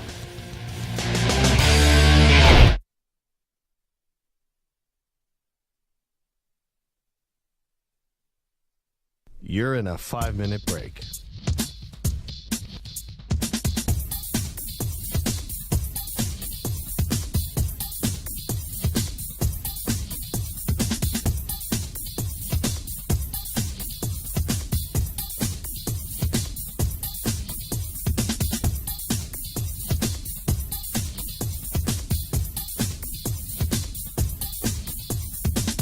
Four minutes, 30 seconds remaining.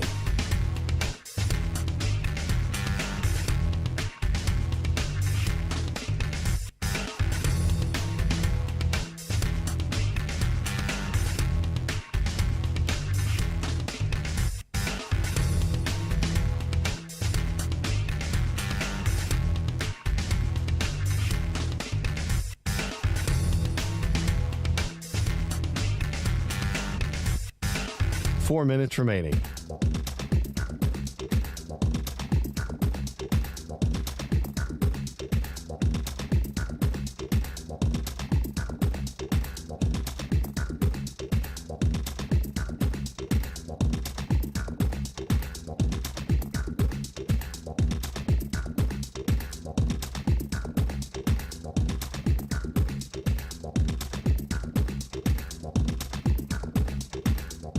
Three minutes, 30 seconds remaining.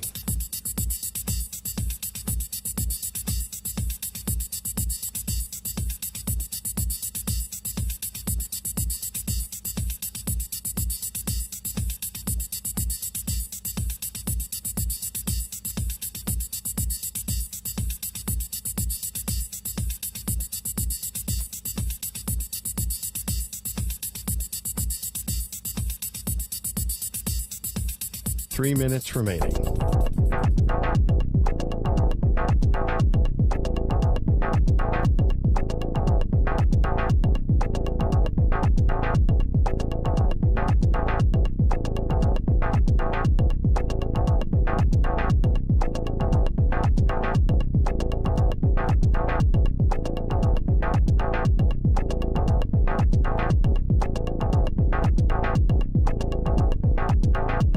Two minutes, 30 seconds remaining.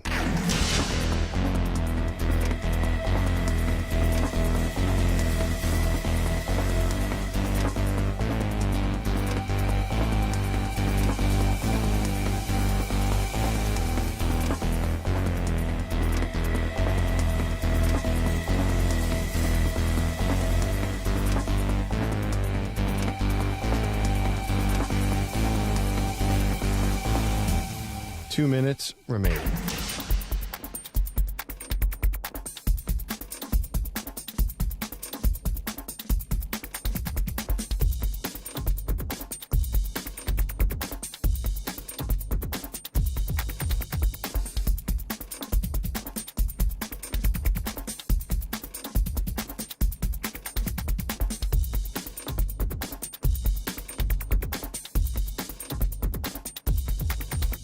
One minute, 30 seconds remaining.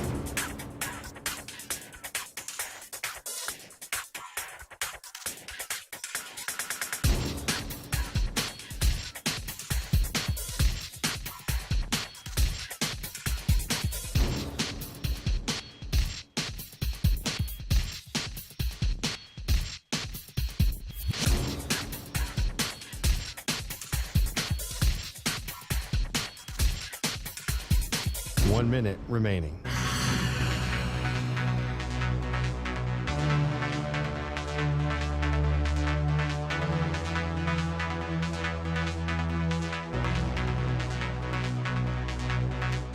Forty-five seconds remaining.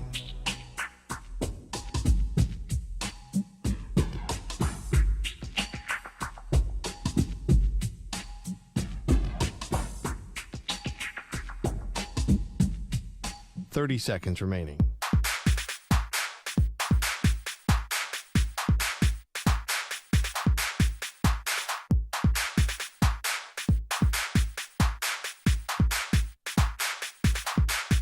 Fifteen seconds.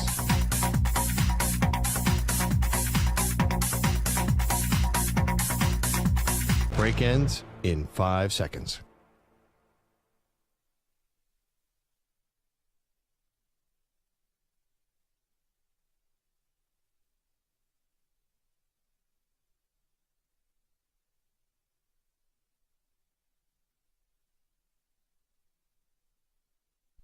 To infinity and beyond. He's live. He's nationwide. This is the Zach Gelb Show.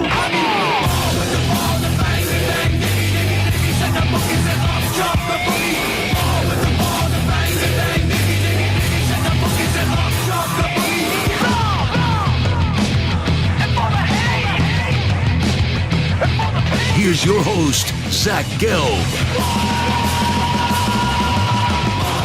All right, and away we go. Hour number 3 of our radio program. That's right, it is the Zach Gelb Show on the Infinity Sports Network. The Pirates ended up winning the baseball game up against the Brewers 1-0. I'm fascinated to hear from Paul Skeens. We'll try to get you that audio when he does speak. He had a no-hitter through 7 and 99 pitches, and the Pirates pulled him and did not let him try to finish the no-hitter. And right when they brought whoever they did out from the bullpen, he allowed a hit within 2 pitches, but just disgraceful that the Pittsburgh Pirates would take Paul Skeens off the mound with only 99 pitches, and he just got 6 pitches to get everybody out in the 7th and remain intact with the no-no. And it's just crazy that they didn't let him go out there for the 8th inning and then take it from there. But anyway, without further ado, we did start this yesterday. We're previewing all 32 teams in the NFL. Let's see which team we will hit today. Football season is right around the corner. Holding himself, runs to the left, he's to the 5, Lamar's in, touchdown Ravens! They're going to have a championship game in Baltimore because the Hayes of the barn! Will it be your team's year to hoist the Lombardi? In the shotgun, Mahomes. He runs and he throws, caught, touchdown! It's caught! Hardman caught the ball! The Chiefs have won! The Chiefs have won! The entire bench empties! Chasing Mahomes in the end zone! Their third Super Bowl in 5 years! We preview all 32 teams right here on the Zach Gelb Show.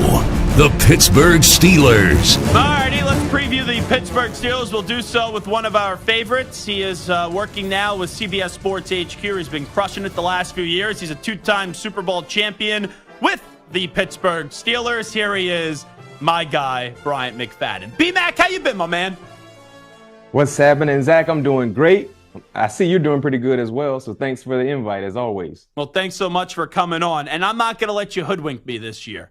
I'm not making a bet with you. I think my Patriots are going to be terrible. Your Steelers, they'll be fine. They're a borderline playoff team, but I'm not letting you pit your Steelers up against my Patriots so you get a free steak dinner at the Super Bowl, all right?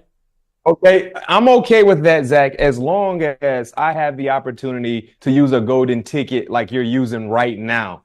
Need be moving forward. So, of course, I'm being generous. If you want to utilize your golden ticket to forfeit our annually bet steak dinner bet, I grant it to you, but I just need that same thing in return, just in case there's some uncertainty with my Pittsburgh Steelers. So is that cool? No, that's straight? No, because you already got to use it last year. Because you invited me on your show when the whole Deebo Samuel thing happened. I said the Patriots were going to be terrible. And then you're like, oh, come on, be a man, make a bet. And you bamboozled me last year. You were a mooch last year. No, it's not my fault. You don't handle peer pressure well, Zach. That's not on me. That's on you. But yeah. I'll give you can utilize your golden ticket this year. We don't have to worry about our bet. But don't worry, annually trash talking will be, I guess, communicated between both of us. More so from me to you because y'all won't have a lot to talk about this year. No, and I hope they don't put Drake May on the field too soon because this Patriot team, man, I know we'll talk about the Steelers in just a second. They got like nothing right now cooking on offense. I agree. Yeah, they stink. They stink, which you like to hear, but it is what it is. All righty, let's get to your Steelers. So we'll start with the quarterback. Russell Wilson's going to win this job, right? He's going to be starting week 1. Yeah, unless the unseeable happens. I think Russell is set up in a nice spot to be the starting quarterback. He's taken all the number 1 reps so far throughout offseason regimen. I don't see him losing his job throughout training camp. And then, you look at the preseason schedule with only 3 ball games. You don't expect to see your starters play in all 3 ball games. So, barring anything happening health-wise, I think Russell will be the starter week 1 against the Atlanta Falcons. So there's one thing to get the job week 1, which we all believe it's going to be Russell Wilson. Where's your confidence that he's going to be able to hold off Justin Fields throughout the entire year and prevent Justin Fields from actually seeing the field and being the starting quarterback? Yeah, Zach, being healthy, I think my confidence is pretty high with Russell holding on to QB1 with the Steelers, and here's why. Let's go back to a year ago with Russell in Denver. I understand me personally, Zach, I think he's been unfairly criticized with what he did a year ago. When you look at what was surrounding him, Russell Wilson, individually speaking, had pretty good numbers. Heck, if we had those quarterback numbers for Pittsburgh a year ago, our offense would have been better, would have been more high level, in my opinion. Russell did a lot with less. You guys probably win a playoff game last year. If you had Russ last year, you probably win a playoff game. Yes. So when you look at what Russ did last year with everything that was surrounding him that wasn't always positive, still being more than a serviceable quarterback with a newfound motivation, with this new opportunity with the Pittsburgh Steelers, I see the same things happening, if not better, for Russell. Coming into the organization, provided a sense of production at a consistent rate, and doing so on and off the football field when you look at his leadership qualities. So, and one thing about Pittsburgh, they're not going to be in a situation as what we've seen in years past where they're just bad. When you got to make a drastic change, either when it comes to the coaching staff or the personnel side of things. So I don't see that happening because this is a talented team. As you know, Zach, And with Russell, I think they will be even better than what we saw a year ago. Now, I agree with a lot of what you just said about Russell Wilson, but I don't think he's ever going to find what he was like 4 or 5 years ago and be a great quarterback again, which the Steelers don't need him to be to go make the playoffs and maybe win a playoff game this year. But I'm still fascinated what Justin Fields can be in this league because, sure, Chicago didn't put him in the best position possible, and you go to Pittsburgh, he's in a better situation now than he ever had in Chicago, and I'm still just very curious what Fields can be in the NFL, but I don't think he's going to get that opportunity, quite frankly, this year. I agree with you, unfortunately, but if you're the Pittsburgh Steelers, and if that is the case, right, and I think if that's the case, Steelers fans are okay with that because that means you're winning ball games this year. That means you're really, really good.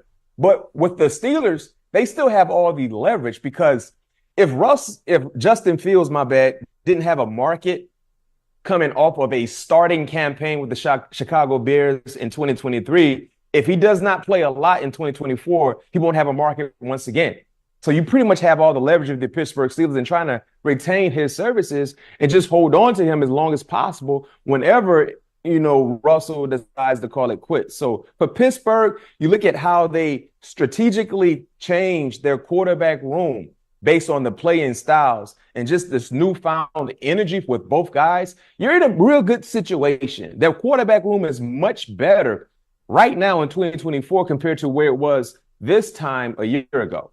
How do you look at, by the way, Najee Harris? Because this guy has produced his first few years in the league, but it always seems like, and hey, the Steelers even declined the fifth-year option, it doesn't seem as if people are very confident with Najee Harris. So where are you at with him? You know what? Najee had a weird year a year ago. And the reason why I say that is because remember early in the year, month of September, the month of October, it was like, wow, what's going on with Najee? Mm-hmm. And then we kind of started to see the Jalen Warren train rolling. And then if you look at how the entire season panned out, you're like, wow, Najee was pretty good, right? Under the radar. And with them declining, as you stated, his fifth-year option, I think that will initiate big-time motivation for Najee, in my opinion. So for Najee, it's one thing. Okay, you got to show the organization that you're a featured guy. You got to show them that you're the best running back in the room, and you got to do so week in and week out. So the way how they utilize declining the fifth-year option for me is like, you know what, Najee, we need to see more, and we need to see more from start to finish. And you need to create a sense of separation between who you are as a RB1 for our organization compared to your competitor and teammate in Jalen Warren. So for Najee, let's go. Because when you get drafted in round one at the running back position, especially in today's NFL world, you got to be a guy, like a guy that people game plan for. You know what I mean? And as of late, we've seen flashes here or there, but I think Pittsburgh wants to see the total package be put forth on display to be able to say, hey, Najee, you deserve it. Here you go. Here go a nice, handsome payday for you because you put forth the effort that we needed to see. Brian McFadden here with us. I was talking to Jerome Bettis, I guess it was like about a month ago, if my memory serves me right, and he talked about how the offensive line is in a much better place, and he did point out to kind of let Najee off the hook a little bit. They always haven't had the best offensive lines when he was there. Where's your confidence with the big fellas up front? Yeah, I really love the additions, and I'll say this to JB's point. The offensive line was a bit, up and down, but they played some of their best football towards the latter month of the season, around December, leading into January football, which was, a big time plus to see. But right now, they're getting back to that mindset of just being physical in the trenches, being nasty in the trenches, based on the personalities that they assembled on the offensive line, which should help Najee Harris, which should help Jalen Warren, which should help this offense when it comes to balance. Because if you can run the football in the National Football League, number one, the running game travels on the road, especially in postseason play. Number two, you provide a big sense of balance, which makes your offense unpredictable because you're not just a one-trick pony. So I think when you look at how they assembled the offensive line, some of the attention they devoted to that position group during the draft, it kind of tells all of us what this team is going to be this year. Brian McFadden here with us. When we get to the best defensive player in the NFL, the conversation is between TJ Watt and Myles Garrett, right? Those are the two best defensive players in your opinion. Yeah. I mean, you can throw in Michael Parsons as well, but I think when you talk about over the last year and a half, 2 years, it's TJ and Myles. Yeah. You would throw in Michael Parsons before Max Crosby, just wondering? Based off a year ago, no. Max was lights out. The issue for Max is that his entire defense wasn't really like that, right? I mean, they had spurts, but the Raiders' defense was a middle of the pack group based on the display of football. But outside of that, Max is a Tasmanian devil. His engine light comes on. Do you think Watt's the best defensive player in football? Or do you think it's Myles Garrett? Yes. No, TJ, and here's why. All right, for all the listeners that are saying, wait a minute, B-Mac played with the Pittsburgh Steelers, right? So, he might be showing a little bit of bias homer. Here. No, I'm not a homer right now. I'm actually on the road right now. I'm the road game. I'm on the road team. But the reason why I take TJ Watt over Myles Garrett or any other potential name you want to throw in when it comes to defensive players is that he really disrupt the game in so many different ways. We know he's one of the best sacking defensive players in the National Football League, right? But the way he controls the ground game, and then when he drops in coverage, it's not a lot, but whenever he drops in coverage, you got to be mindful of TJ picking off a pass, or you got to be mindful of TJ picking up a fumble. It's like the ball finds him. You know, when you watch, for you, Zach, being a fan of the game like I know you are, when you watch the Pittsburgh Steelers when Troy Polamalu was there, along with when I played there, it was like the ball always found him.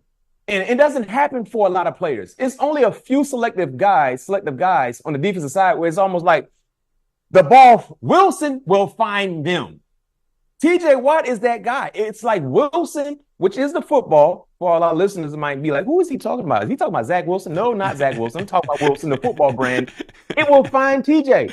So that's why I got to give the nod to TJ. No knock on Myles Garrett. Myles Garrett is great, but Myles Garrett is only known to do what? Sack quarterbacks, which is a great trait to be known to do. But with TJ, you got to worry about sacking quarterbacks. You got to worry about picking off passes. You got to worry about deflecting passes. You got to worry about causing fumbles, recovering fumbles. Those so many different things that TJ can do to impact the game. And we heard Joe Burrow just come out recently on a podcast and say, you know what? You got to really account for TJ like he's a guy in the secondary, even though he's a guy that's usually a rusher. But because he's just that good and dynamic, you got to know where he is all the time. Talking to Brian McFadden for a few more minutes, previewing the Steelers and the Zach Gelb Show. As much as I love TJ Watt, and I do think he's the best defensive player in the NFL, my favorite player to actually watch on the Steelers defense is Alex Highsmith. The player that he's turned out to be, he is phenomenal. And he just keeps on getting better and better. He may be maybe, and I know Steelers fans know how great he is, he could be one of the more underrated players, though, still in the league. Yeah. And you know what? I think Alex has a type, the mindset this year, when you look at TJ being opposite of him, at least 14 sacks. Like, that's the bar for me because of everything you laid out. Just look at how he developed since coming out of Charlotte years ago. I think he was a third-round selection, if I'm not mistaken. You know, finding his way in the National Football League and now becoming an anchor, a part of this defense when you talk about what he means and what he does. And those two guys coexist rather nicely when it comes to being outside backers for the Pittsburgh Steelers. If you know anything about the history of the Pittsburgh Steelers defensively, you better have a 1A and a 1B when it comes to those outside backers because they set the tone, not just in the passing game, but the ability to set the edge at the point of attack against the ground attacks that they face. Alex is a do-it-all like player, and he doesn't get the recognition, the notoriety on a national level like he should, but it's all about because of who is playing opposite of him. Yeah. You know what I mean? You got the best in the world opposite of you. So it's like, if TJ wasn't there, you will be receiving more praise outside of Pittsburgh nationally on a bigger stage. But because TJ is who I just laid out that he is, he's him, you know, you got to be second fiddle a little bit, but his play is not second fiddle at all. Is the ceiling for the Steelers this year just to win a playoff game? Because I look at them as a good team. I think they're a wild card team, but they're not one of the teams that I look at and say, okay, I'm expecting them to be playing in Super Bowl Sunday, which they haven't had a Super Bowl or bust expectations in some quite time. And you know what? You're dead on with that analysis with the Pittsburgh Steelers. But for me to answer your question, you gotta be successful in the postseason for this Steelers team, for Mike Tomlin. Mike Tomlin is too good of a coach to have this hiatus of being winless in the playoffs. Now, there's a lot that's played a part into the lack of success in postseason play. One would think they've answered some of those concerns, those questions for this group of guys. So barring a good sense of health, yes, you got to find a way to win a ball game, because I know one thing about playoff football, going back to my rookie year with us, our 05 team, the same sentiments you just said with the Pittsburgh Steelers. No one looks at them as a Super Bowl contending team. The same was said about us. But when we got into the playoffs, and guess what we did? We won the first one, right? And then when we won the first one, as you remember, people were like, they're on borrowed time. They're going to lose next week. We won the second one. Then people started to sit up a little bit and say, oh, wait a minute. Here come the Steelers. Here we go. They might have a shot. You know what I mean? So that's the mindset for Pittsburgh. Yeah, postseason is supposed to be the standard, but it's about winning in the postseason, one game at a time. Last thing I'll ask you. Let's say Russell Wilson, fine this year, doesn't get through the entire season. Justin Fields maybe sees the last quarter of the season. He doesn't inspire you a lot. You think there's any chance with Dak potentially hitting free agency next year and controlling that with the no tag clause and no long-term deal done? You think there's any chance the Steelers a year from now have Dak Prescott as their quarterback? Not paying $60+ million. I don't see Pittsburgh doing that. If Dak Prescott is available next season and he had a real good year, he's going to be looking for north of $60 million. I don't see the Pittsburgh Steelers doing that based on the cap situation and knowing it might be other cheaper options available. You know what I mean? So I don't see that happening. So that's why I laid out earlier. I think Pittsburgh is in a pretty good position, because you either keep, if Russell is with you next year, he's earned it. Yeah. Right? Even if Russell has a pretty good year, his market won't be like a Dak Prescott market could be. If Russell has a pretty good year, his market won't be 60+. You know what I mean? Dak Prescott market is going to be 60+ if he plays out his final year for the Dallas Cowboys and he's healthy and he's doing what he's supposed to do. So if you're Pittsburgh, you're in a decent position at the quarterback spot moving forward, because if Russell's with you in 2025, he's earned it. If he's not, now you look to say, hey, Justin, what you got? You know what I mean? While adding more talent to the room, but as you talked about, the potential and the ceiling is there for Justin. We just haven't seen it unleash yet, and maybe we get an opportunity to see that in Pittsburgh. Who wins the AFC North, by the way? I just did this with CBS Sports HQ. I had Cleveland winning the AFC North. Wow, really? And can I give you my why? Yeah, go ahead. All right. A year ago, Kevin Stefanski really earned a lot of respect from all of us, from the outside looking in. Yeah, Watson can't blame him this year if it doesn't work for Watson. Yeah, exactly. And he also shown the ability to earn the respect of the players in the locker room, because he kept that locker room together with so many different things going on with injuries. And then if you look at this team right now, they might be more talented than what that team was a year ago. The defense came back pretty much still intact. You know, you get a healthy Deshaun Watson back, or you added Jerry Jeudy, whatever you want to say about Jerry Jeudy. If you pair him up with Amari Cooper, David Njoku, and more, you got to like that addition, right? And then, of course, Nick Chubb, he might not be healthy to start the season, but you brought in Nyheim Hines. You brought in Foreman. You still got Ford. So they got the offensive line is put together. They got everything you would like to have plus more in totality roster-wise. The Baltimore Ravens, you lost your defensive coordinator. You lost some studs on both sides of football. You got to replace 3 offensive linemen that started a year ago.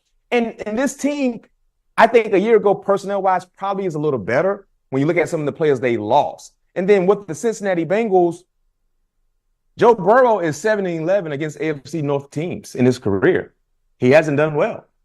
And it's this Cincinnati Bengals team, when you look at swapping Tyler Boyd for Jermaine Burton, the rookie from Alabama, when you look at swapping Joe Mixon for Zach Moss, is that at best, maybe a lateral move?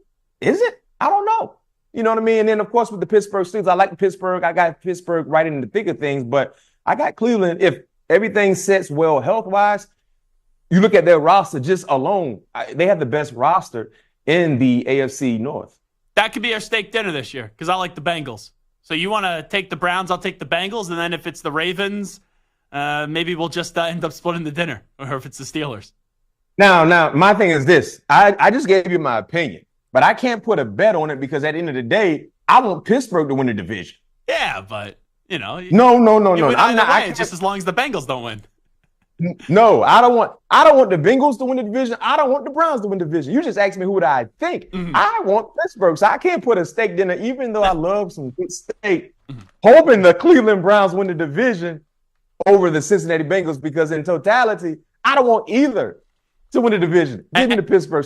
As much as I love taking a steak dinner from you, I can't take that bet. Nah, my legacy won't allow me to do so. And when I was a kid, I grew up wanting to one day marry Beyonce. But just because you want something to happen doesn't mean it actually does happen, Brian McFadden. Well, I think I'm pretty close in my, statement happening in yours growing up.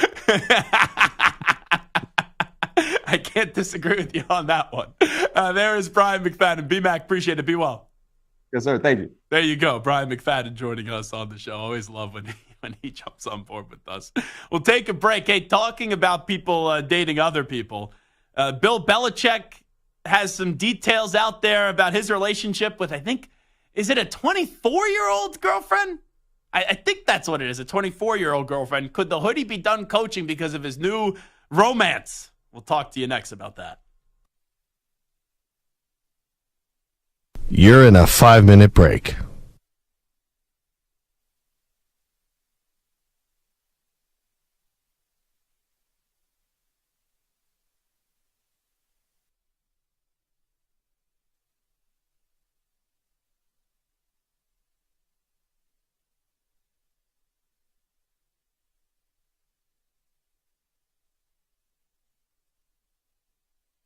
Four minutes, 30 seconds remaining.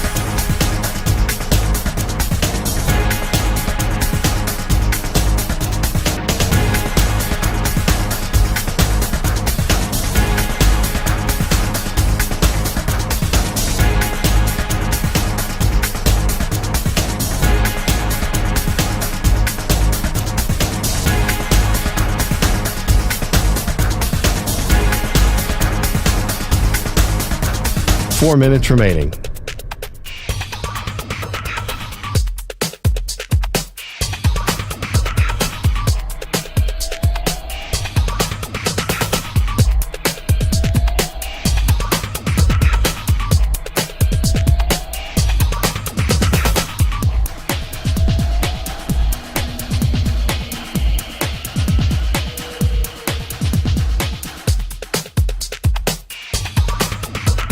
Three minutes, 30 seconds remaining.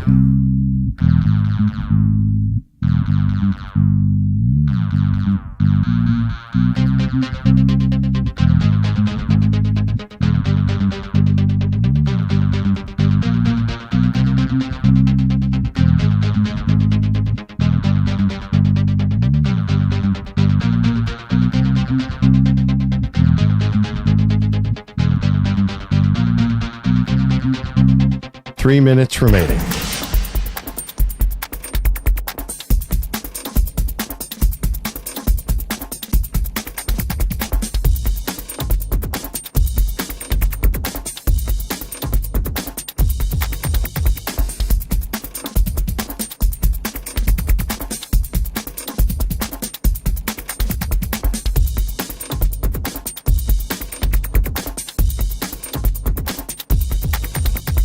Two minutes, 30 seconds remaining.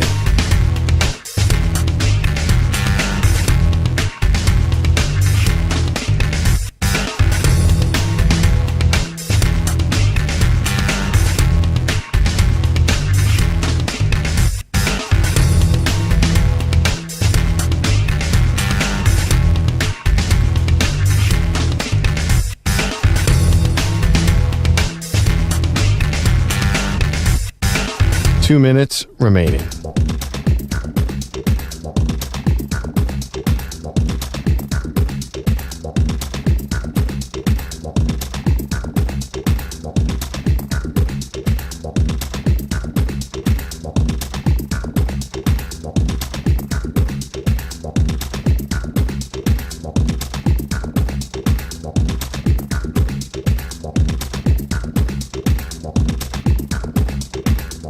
1 minute, 30 seconds remaining.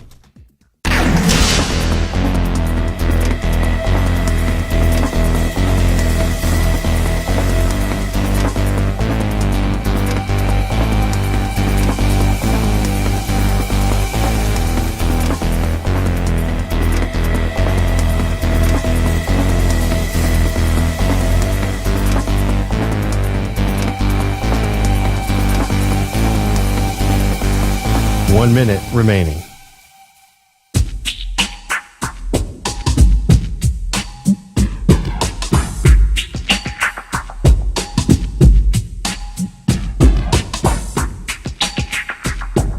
"45 seconds remaining.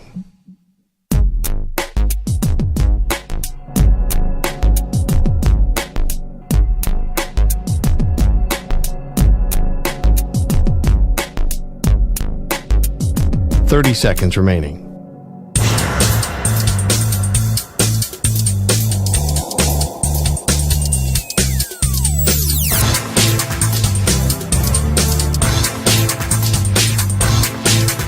"15 seconds.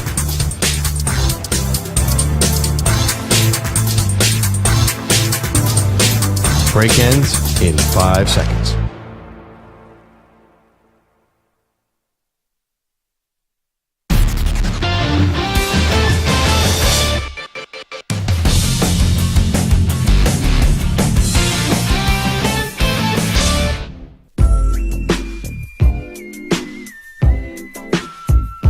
This is the Infinity Sports Network. Alrighty, rocking and rolling. It is the Zach Gelb Show right here on the Infinity Sports Network. So I was reading this story, and it was via our friends at Page 6. And the headline is, Jordan Hudson, 23, helped Bill Belichick, 72, realize there is more in life than just football. Which is some headline. Manny, I see you're laughing. Why do you find that headline to be so funny? It took a 70-year-old, a 20-year-old to realize what there is in life other than football. Get a little hawk to it. Changes your life. Evidently. Do you think Belichick is really at this stage of his life now where he's like, all righty, we're off of football? It used to be we're on to Cincinnati. Now it's okay. We're off of football just because he's dating someone who is very good looking, but significantly younger than him.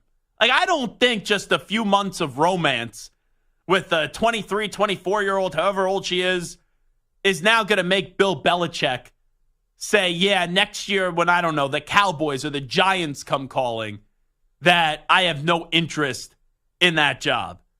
But in this article, it says, quote, I don't know if he's looking to go back to coaching again. I may be wrong, but I think that he is realizing that there is more to life than just football, added the insider. The source said it's been refreshing to see this new side of Belichick, who is famously known for his dry personality and his serious demeanor. I see this going far, the source added. So the cheerleader also reportedly moved into Belichick's Massachusetts home a few months ago. And they were also spotted wearing matching rings, while vacationing in Nantucket last week. Now, here is where I know that this is actually somewhat serious. You look at me like I'm crazy, Manny. I'm not saying there's going to be wedding bells. I'm just waiting for your take. Here's where this could actually be serious. Belichick once chastised the idea of social media. Remember? He called Snapchat Snapface and Instagram Instaface. Did you see the video? I think it was from 4th of July weekend when they were in Nantucket. Did you see the video of Jordan, the girlfriend, like showing Bill how to take like a selfie together? And they were like taking photos of one another and then together.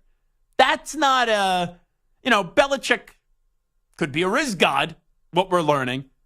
But I will say that doesn't seem like old Bill Belichick.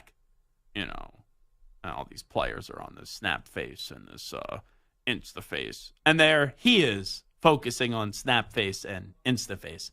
So that's why maybe there's something a little bit more to this relationship, but it is very, very weird, Manny, when you look at a 72-year-old dating a 23 or a 24-year-old. I keep on seeing getting reported. Some sites have that she's 23 and some sites say that she's 24. It's just so cringe. Don't you think it's cringe, Zach? Everything about it seems cringe. You mean to tell me he doesn't know how to take a selfie? He doesn't know how to work a front camera? You mean to tell me a 7-year-old couldn't see anything in his life other than football? How old are your parents? How old are my parents? Yeah. About Bill Belichick's age. Your parents are in their 70s? My dad is. Okay. I don't know. I don't, like my mom, she's fine at taking photos. My dad is very shaky when it comes to taking photos. I don't trust him. He's very big on zooming in, and you don't know if you get everyone in the photo all the time. All right, yeah, fair enough. Bill Belichick may not be a 50-year-old who grew up, with an iPhone 4. My dad's not a part of Geek Squad, Yeah, I understand that, but I mean, selfies. We're learning how to take selfies right now, and it took us our 20-something. Whatever happened to like nieces or nephews to show you this type of stuff? Well, Belichick was always just at the football facility, just grinding away. Now he's grinding away with different things. What a life. But do we buy that Bill Belichick, if it's up to him, do you think he's done coaching just because him and Jordan bonded, what was it, over like her philosophy project or whatever, or history project it was? You think because Bill is having a little nookie time with someone in their early 20s and she's opening his mind to other things outside of football, that when the Cowboys or the Giants call next year, that Bill's going to be like, yeah, I'm good. And listen, if the Giants come calling, because I know that's been the team that he's always wanted to coach. I mean, if the Giants come calling, I think all that philosophy and all that history will get thrown out the window. If any other team comes calling, maybe we'll see Belichick get down on a knee. Wait, say that again? Maybe we'll see Belichick get down on a knee if no other team other than the Giants comes calling. And get married? Yeah, why not? So, I mean, they're taking selfies together and having trips to Nantucket or wherever. He dated Linda Holliday for a long time. And I don't think they ever got married. So I think that was just boyfriend, girlfriend, but they were living together for all those years. You're telling me this is going to be wedding bells? Oh, she's 23, he's 72. Evidently, he's found something more to life than just football. I guess so. I think he'll coach again. I do. Ack? You think Belichick's done coaching? I do. Ooh. So you think he's getting wined and dined here? Well, he's doing all the paying and everything. But no, I just think, and I hate to say this, but look, he's going to be 73 at the next coaching cycle.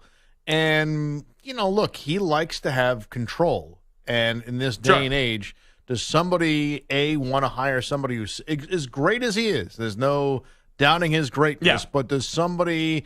I mean, he's really got to find... Well, the Falcons got spooked by it. Yeah. Arthur Blank wanted to hire him, and, I believe that people in that Falcons organization basically talked Arthur Blank out of it. He's got to find somebody in the right spot that's close to contention or contending, and somebody who is willing, maybe an older school owner that wants to, deal with everything that Bill comes with. And I don't mean that in a bad way, but... Yeah.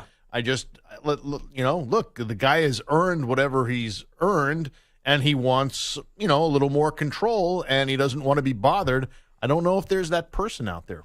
I just find it funny in this article. Hudson has reportedly shown Belichick that there's more to life than just football. There's not. Let me tell you something. There isn't. What has Bill Belichick not done that now all of a sudden he is doing by dating Jordan Hudson? That's just, I'll ask that. Like, this guy has done everything in life.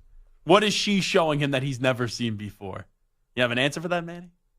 Maybe a playbook on how to beat the Giants in the Super Bowl, perhaps? Oh, that's not nice. That's not nice. Oh, no. I thought I was the sensitive one over here. You and Jordan Hudson were how old together when that happened?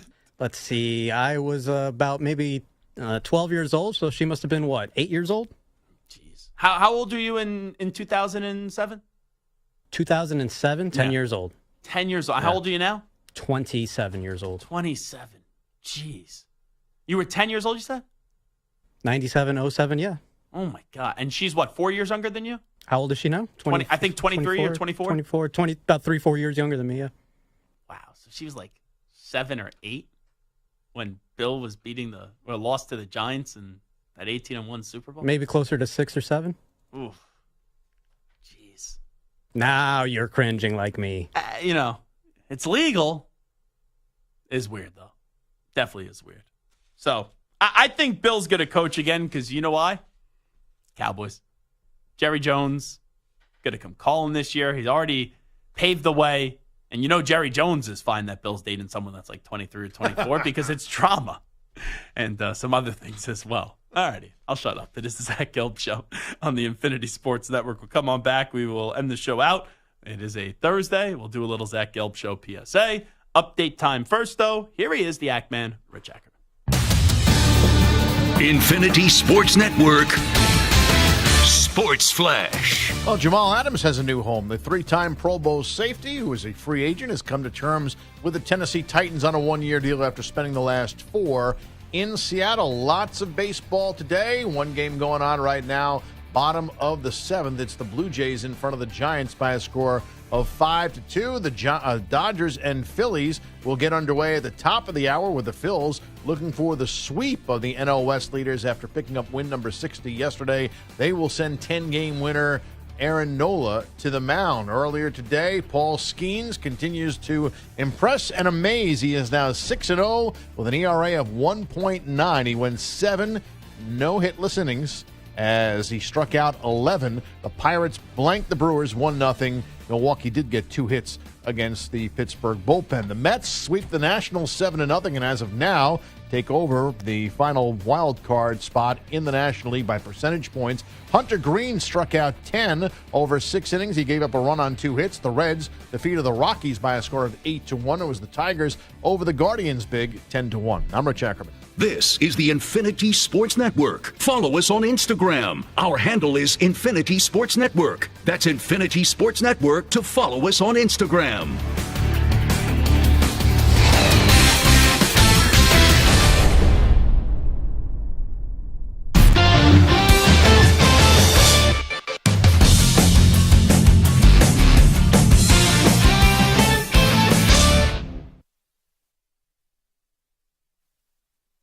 You're in a 5-minute break.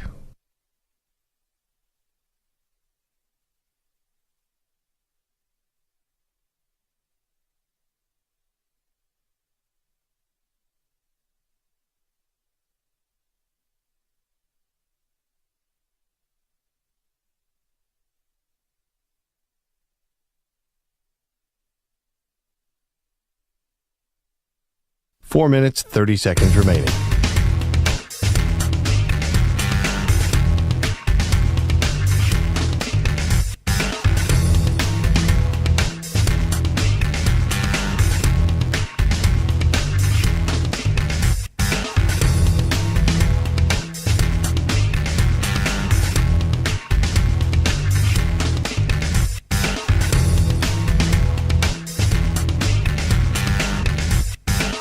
Four minutes remaining.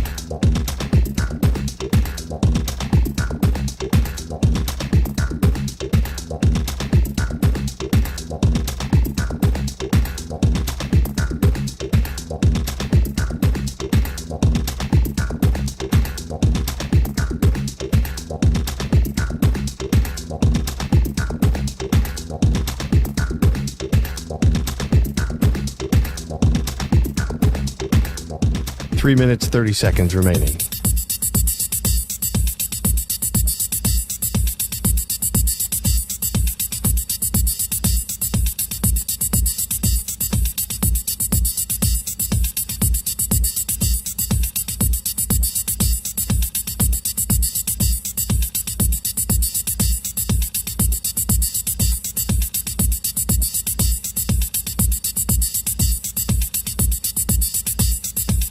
Three minutes remaining.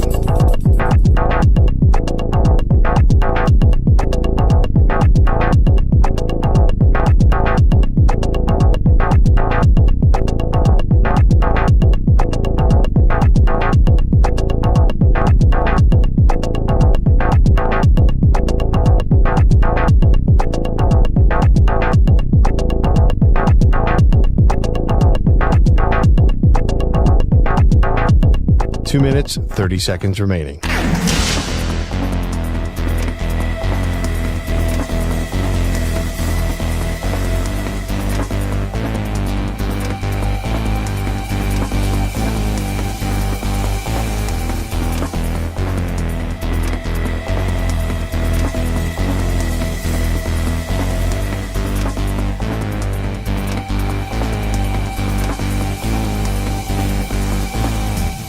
Two minutes remaining.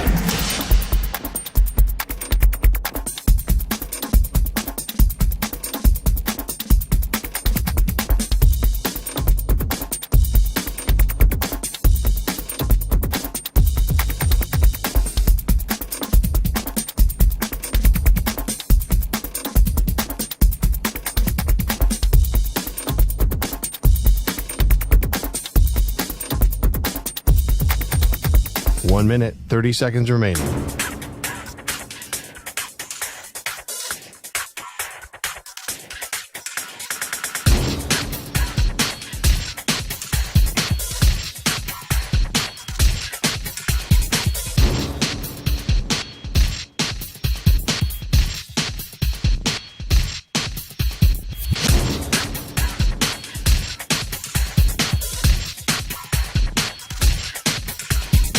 One minute remaining.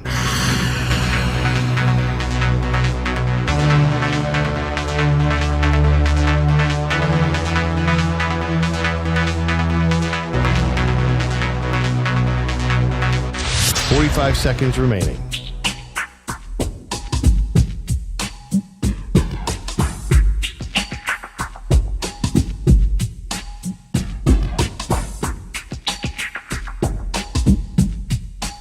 Seconds remaining.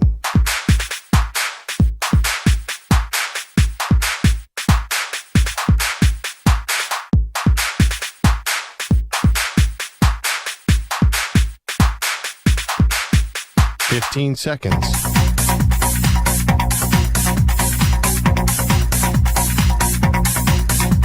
Break ends in 5 seconds.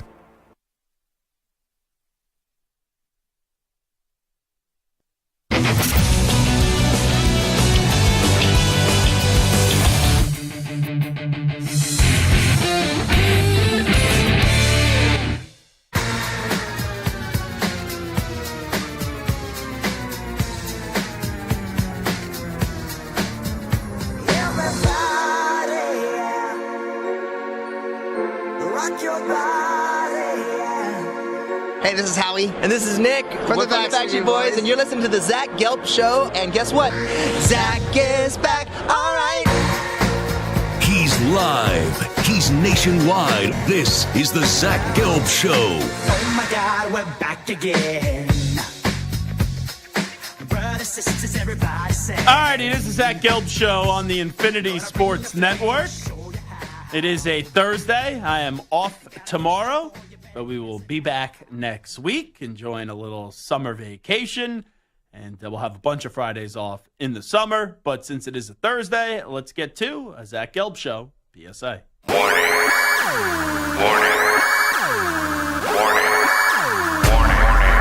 It's a Thursday. What do you have to say? It's the weekly Zach Gelb Show PSA. Who's with me? Let's go! Come on! Alrighty, let's go to the baseball diamond. You may have heard me on the radio lose my mind about an hour and a half ago when the Pittsburgh Pirates pulled Paul Skeens before the 8th inning started. He had a no-hitter through 7, and he had 99 pitches. And in the inning prior to that, it took him 6 pitches to get 3 outs.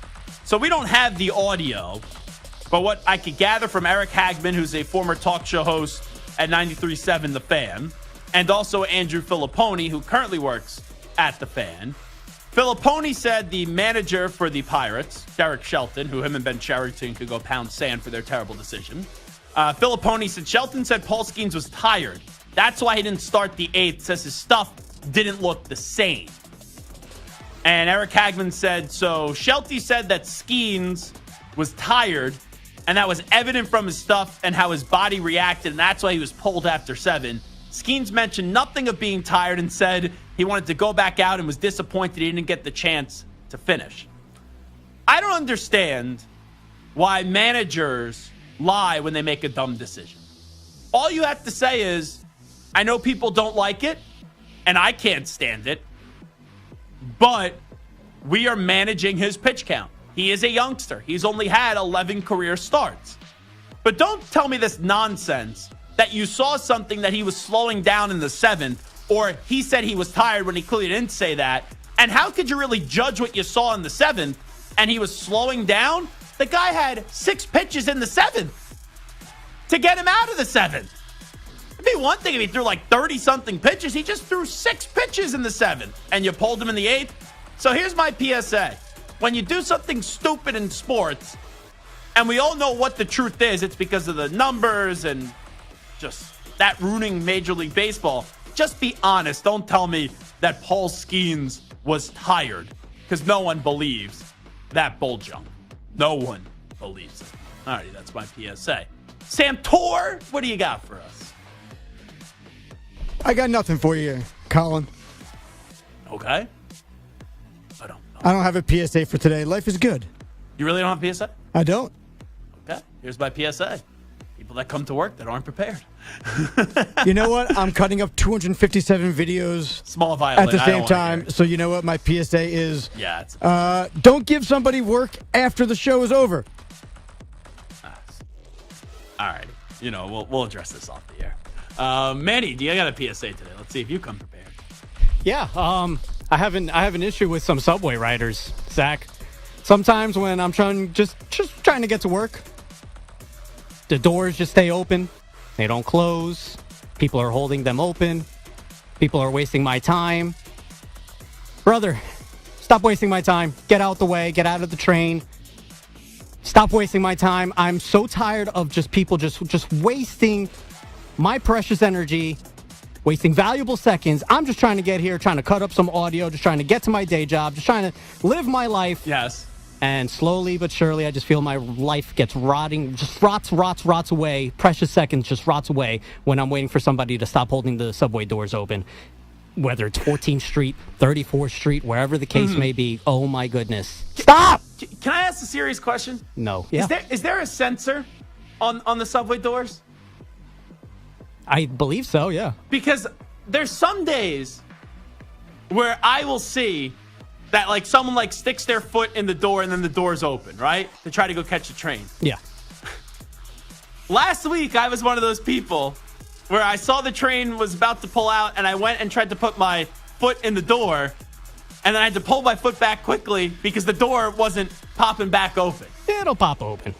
It'll pop open. Well, it was a little too close for comfort. Nah, it'll pop open. Now, in your case where you're just alone and you just pop in real quick, I don't have any issue. Mm-hmm. It's those who are late to the subway and then just hold the door for their 7 family members to try to get in so they can get to the next stop in their little tourism circle of life thing that they're doing. Get out of my way. I'm trying to go to work. I'll tell you what sucks about the subway. Everything. Some carts have AC. And then this summer, I was in one today where there was no AC, and then I went to the next cart, and in the next cart, I had some guy preaching about why I should change my religion. It's like, I'd rather go back to the cart that had no AC, quite frankly. Would you? Yeah. On days like today? Yes, because there's nothing worse than when you're on the subway and someone's screaming in your face to do something, and you just want to sit there and mind your own business. That's why you got to bring your AirPods everywhere you go, man. Yeah. All righty. That is a Zach Gelb Show PSA for some of us. We are here on the Infinity Sports Network.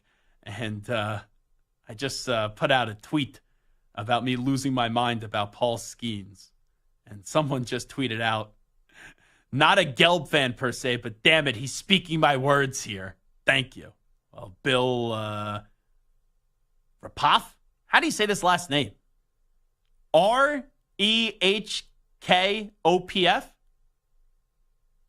How would you say that last name? One more time? Rekopov? Rehkopf. Rekopov. Yeah, I have no clue. So it says he's a human, a dad, a son, military instructor, crisis communicator, and I guess he worked for WCBS 880. That's in our company. Oh, I'm familiar with them. And he's not a fan of me? What the heck did I do to this guy? I have no clue who he is. But we do thank him for his kind words, even though he's not a fan of yours truly. But hey, what can you do? You can't appease everybody. So, fun show today. It is Zach Gelb Show on the Infinity Sports Network. One more thing that I just have on my mind. When I was watching the Giants offseason Hard Knocks, which, Manny, I know you're a Giants fan. Have you been into that? Or have you just been like... Yeah, I've watched both episodes, yes. I think that's been really well done. The scenes at the Combine were fantastic. Yes. I love the interview with Marvin Harrison Jr. And people are saying, like, oh, they threw shade at Kyle McCord during this interview. I thought this was done trying to see if Marvin Harrison Jr. would throw his quarterback under the bus. I don't know if it's necessarily shade at Kyle McCord, but listen up. This is on HBO Hard Knocks. You know, obviously played with one of the best quarterbacks for a few years. How about you got a young guy, he's growing in the position. You beat a guy like this, get a chance for a touchdown, he underthrows it. What do you come back to the huddle saying to him? Oh, I don't say nothing to quarterbacks. No? I don't say nothing to quarterbacks. I mean, it's a throw, right? I mean, I can make a play. I can make the play still. Yeah. So you're going to take the cheese out. I would never say anything to the quarterback. I always blame it on myself as only to make the play. Yeah. Something tells me Kyle McCord isn't going to be on the Giants draft board next year. Well, Kyle McCord, he wasn't terrible, but you knew they couldn't win a Big Ten championship with him as a quarterback last year. But I love how one of the coaches is like, yeah, it was a crap throw. And I don't necessarily know if they were crushing the quarterback. I think they just saw something that wasn't great. Every quarterback's entitled to a crap throw. And it's like, let's see if he'll throw his quarterback under the bus because they're, right? It's not crazy. A wide receiver doesn't get the ball or something doesn't happen that doesn't go his way or it's a bad throw and that's why he couldn't catch it. Where some receivers will go back and will go blast the quarterback, and you don't want that necessarily in an ideal world, even though that will happen. All right. Anyway, that will conclude our show on this Thursday. I'll be back on Monday at 3 p.m. Eastern, noon Pacific. Big thank you to Mike Sanford for stopping by, the former coach at Western Kentucky and Colorado. Big thank you as well to Bryant McFadden for joining us as we did preview the Steelers. I am officially in summer mode because I'm going to the Poconos, and I'm going to be going to one of my favorite wing establishments, the Barryville Hotel, sports bar, BVH Sports Bar, and I will be having wings with blue cheese. I don't know. For some people, they think summer is by the beach with their toes in the sand. I think summer really starts when you get wings with blue cheese. That's all I'll be enjoying myself tomorrow night. Get up there a little bit late tonight, so I'll be going there tomorrow for dinner. All righty, we out. Bye-bye. Thanks for listening. Peace.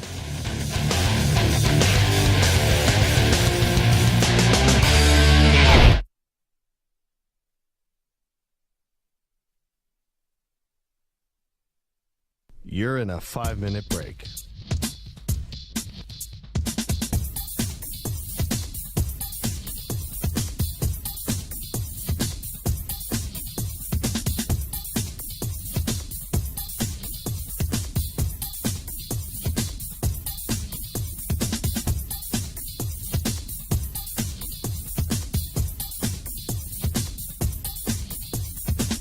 Four minutes, 30 seconds remaining.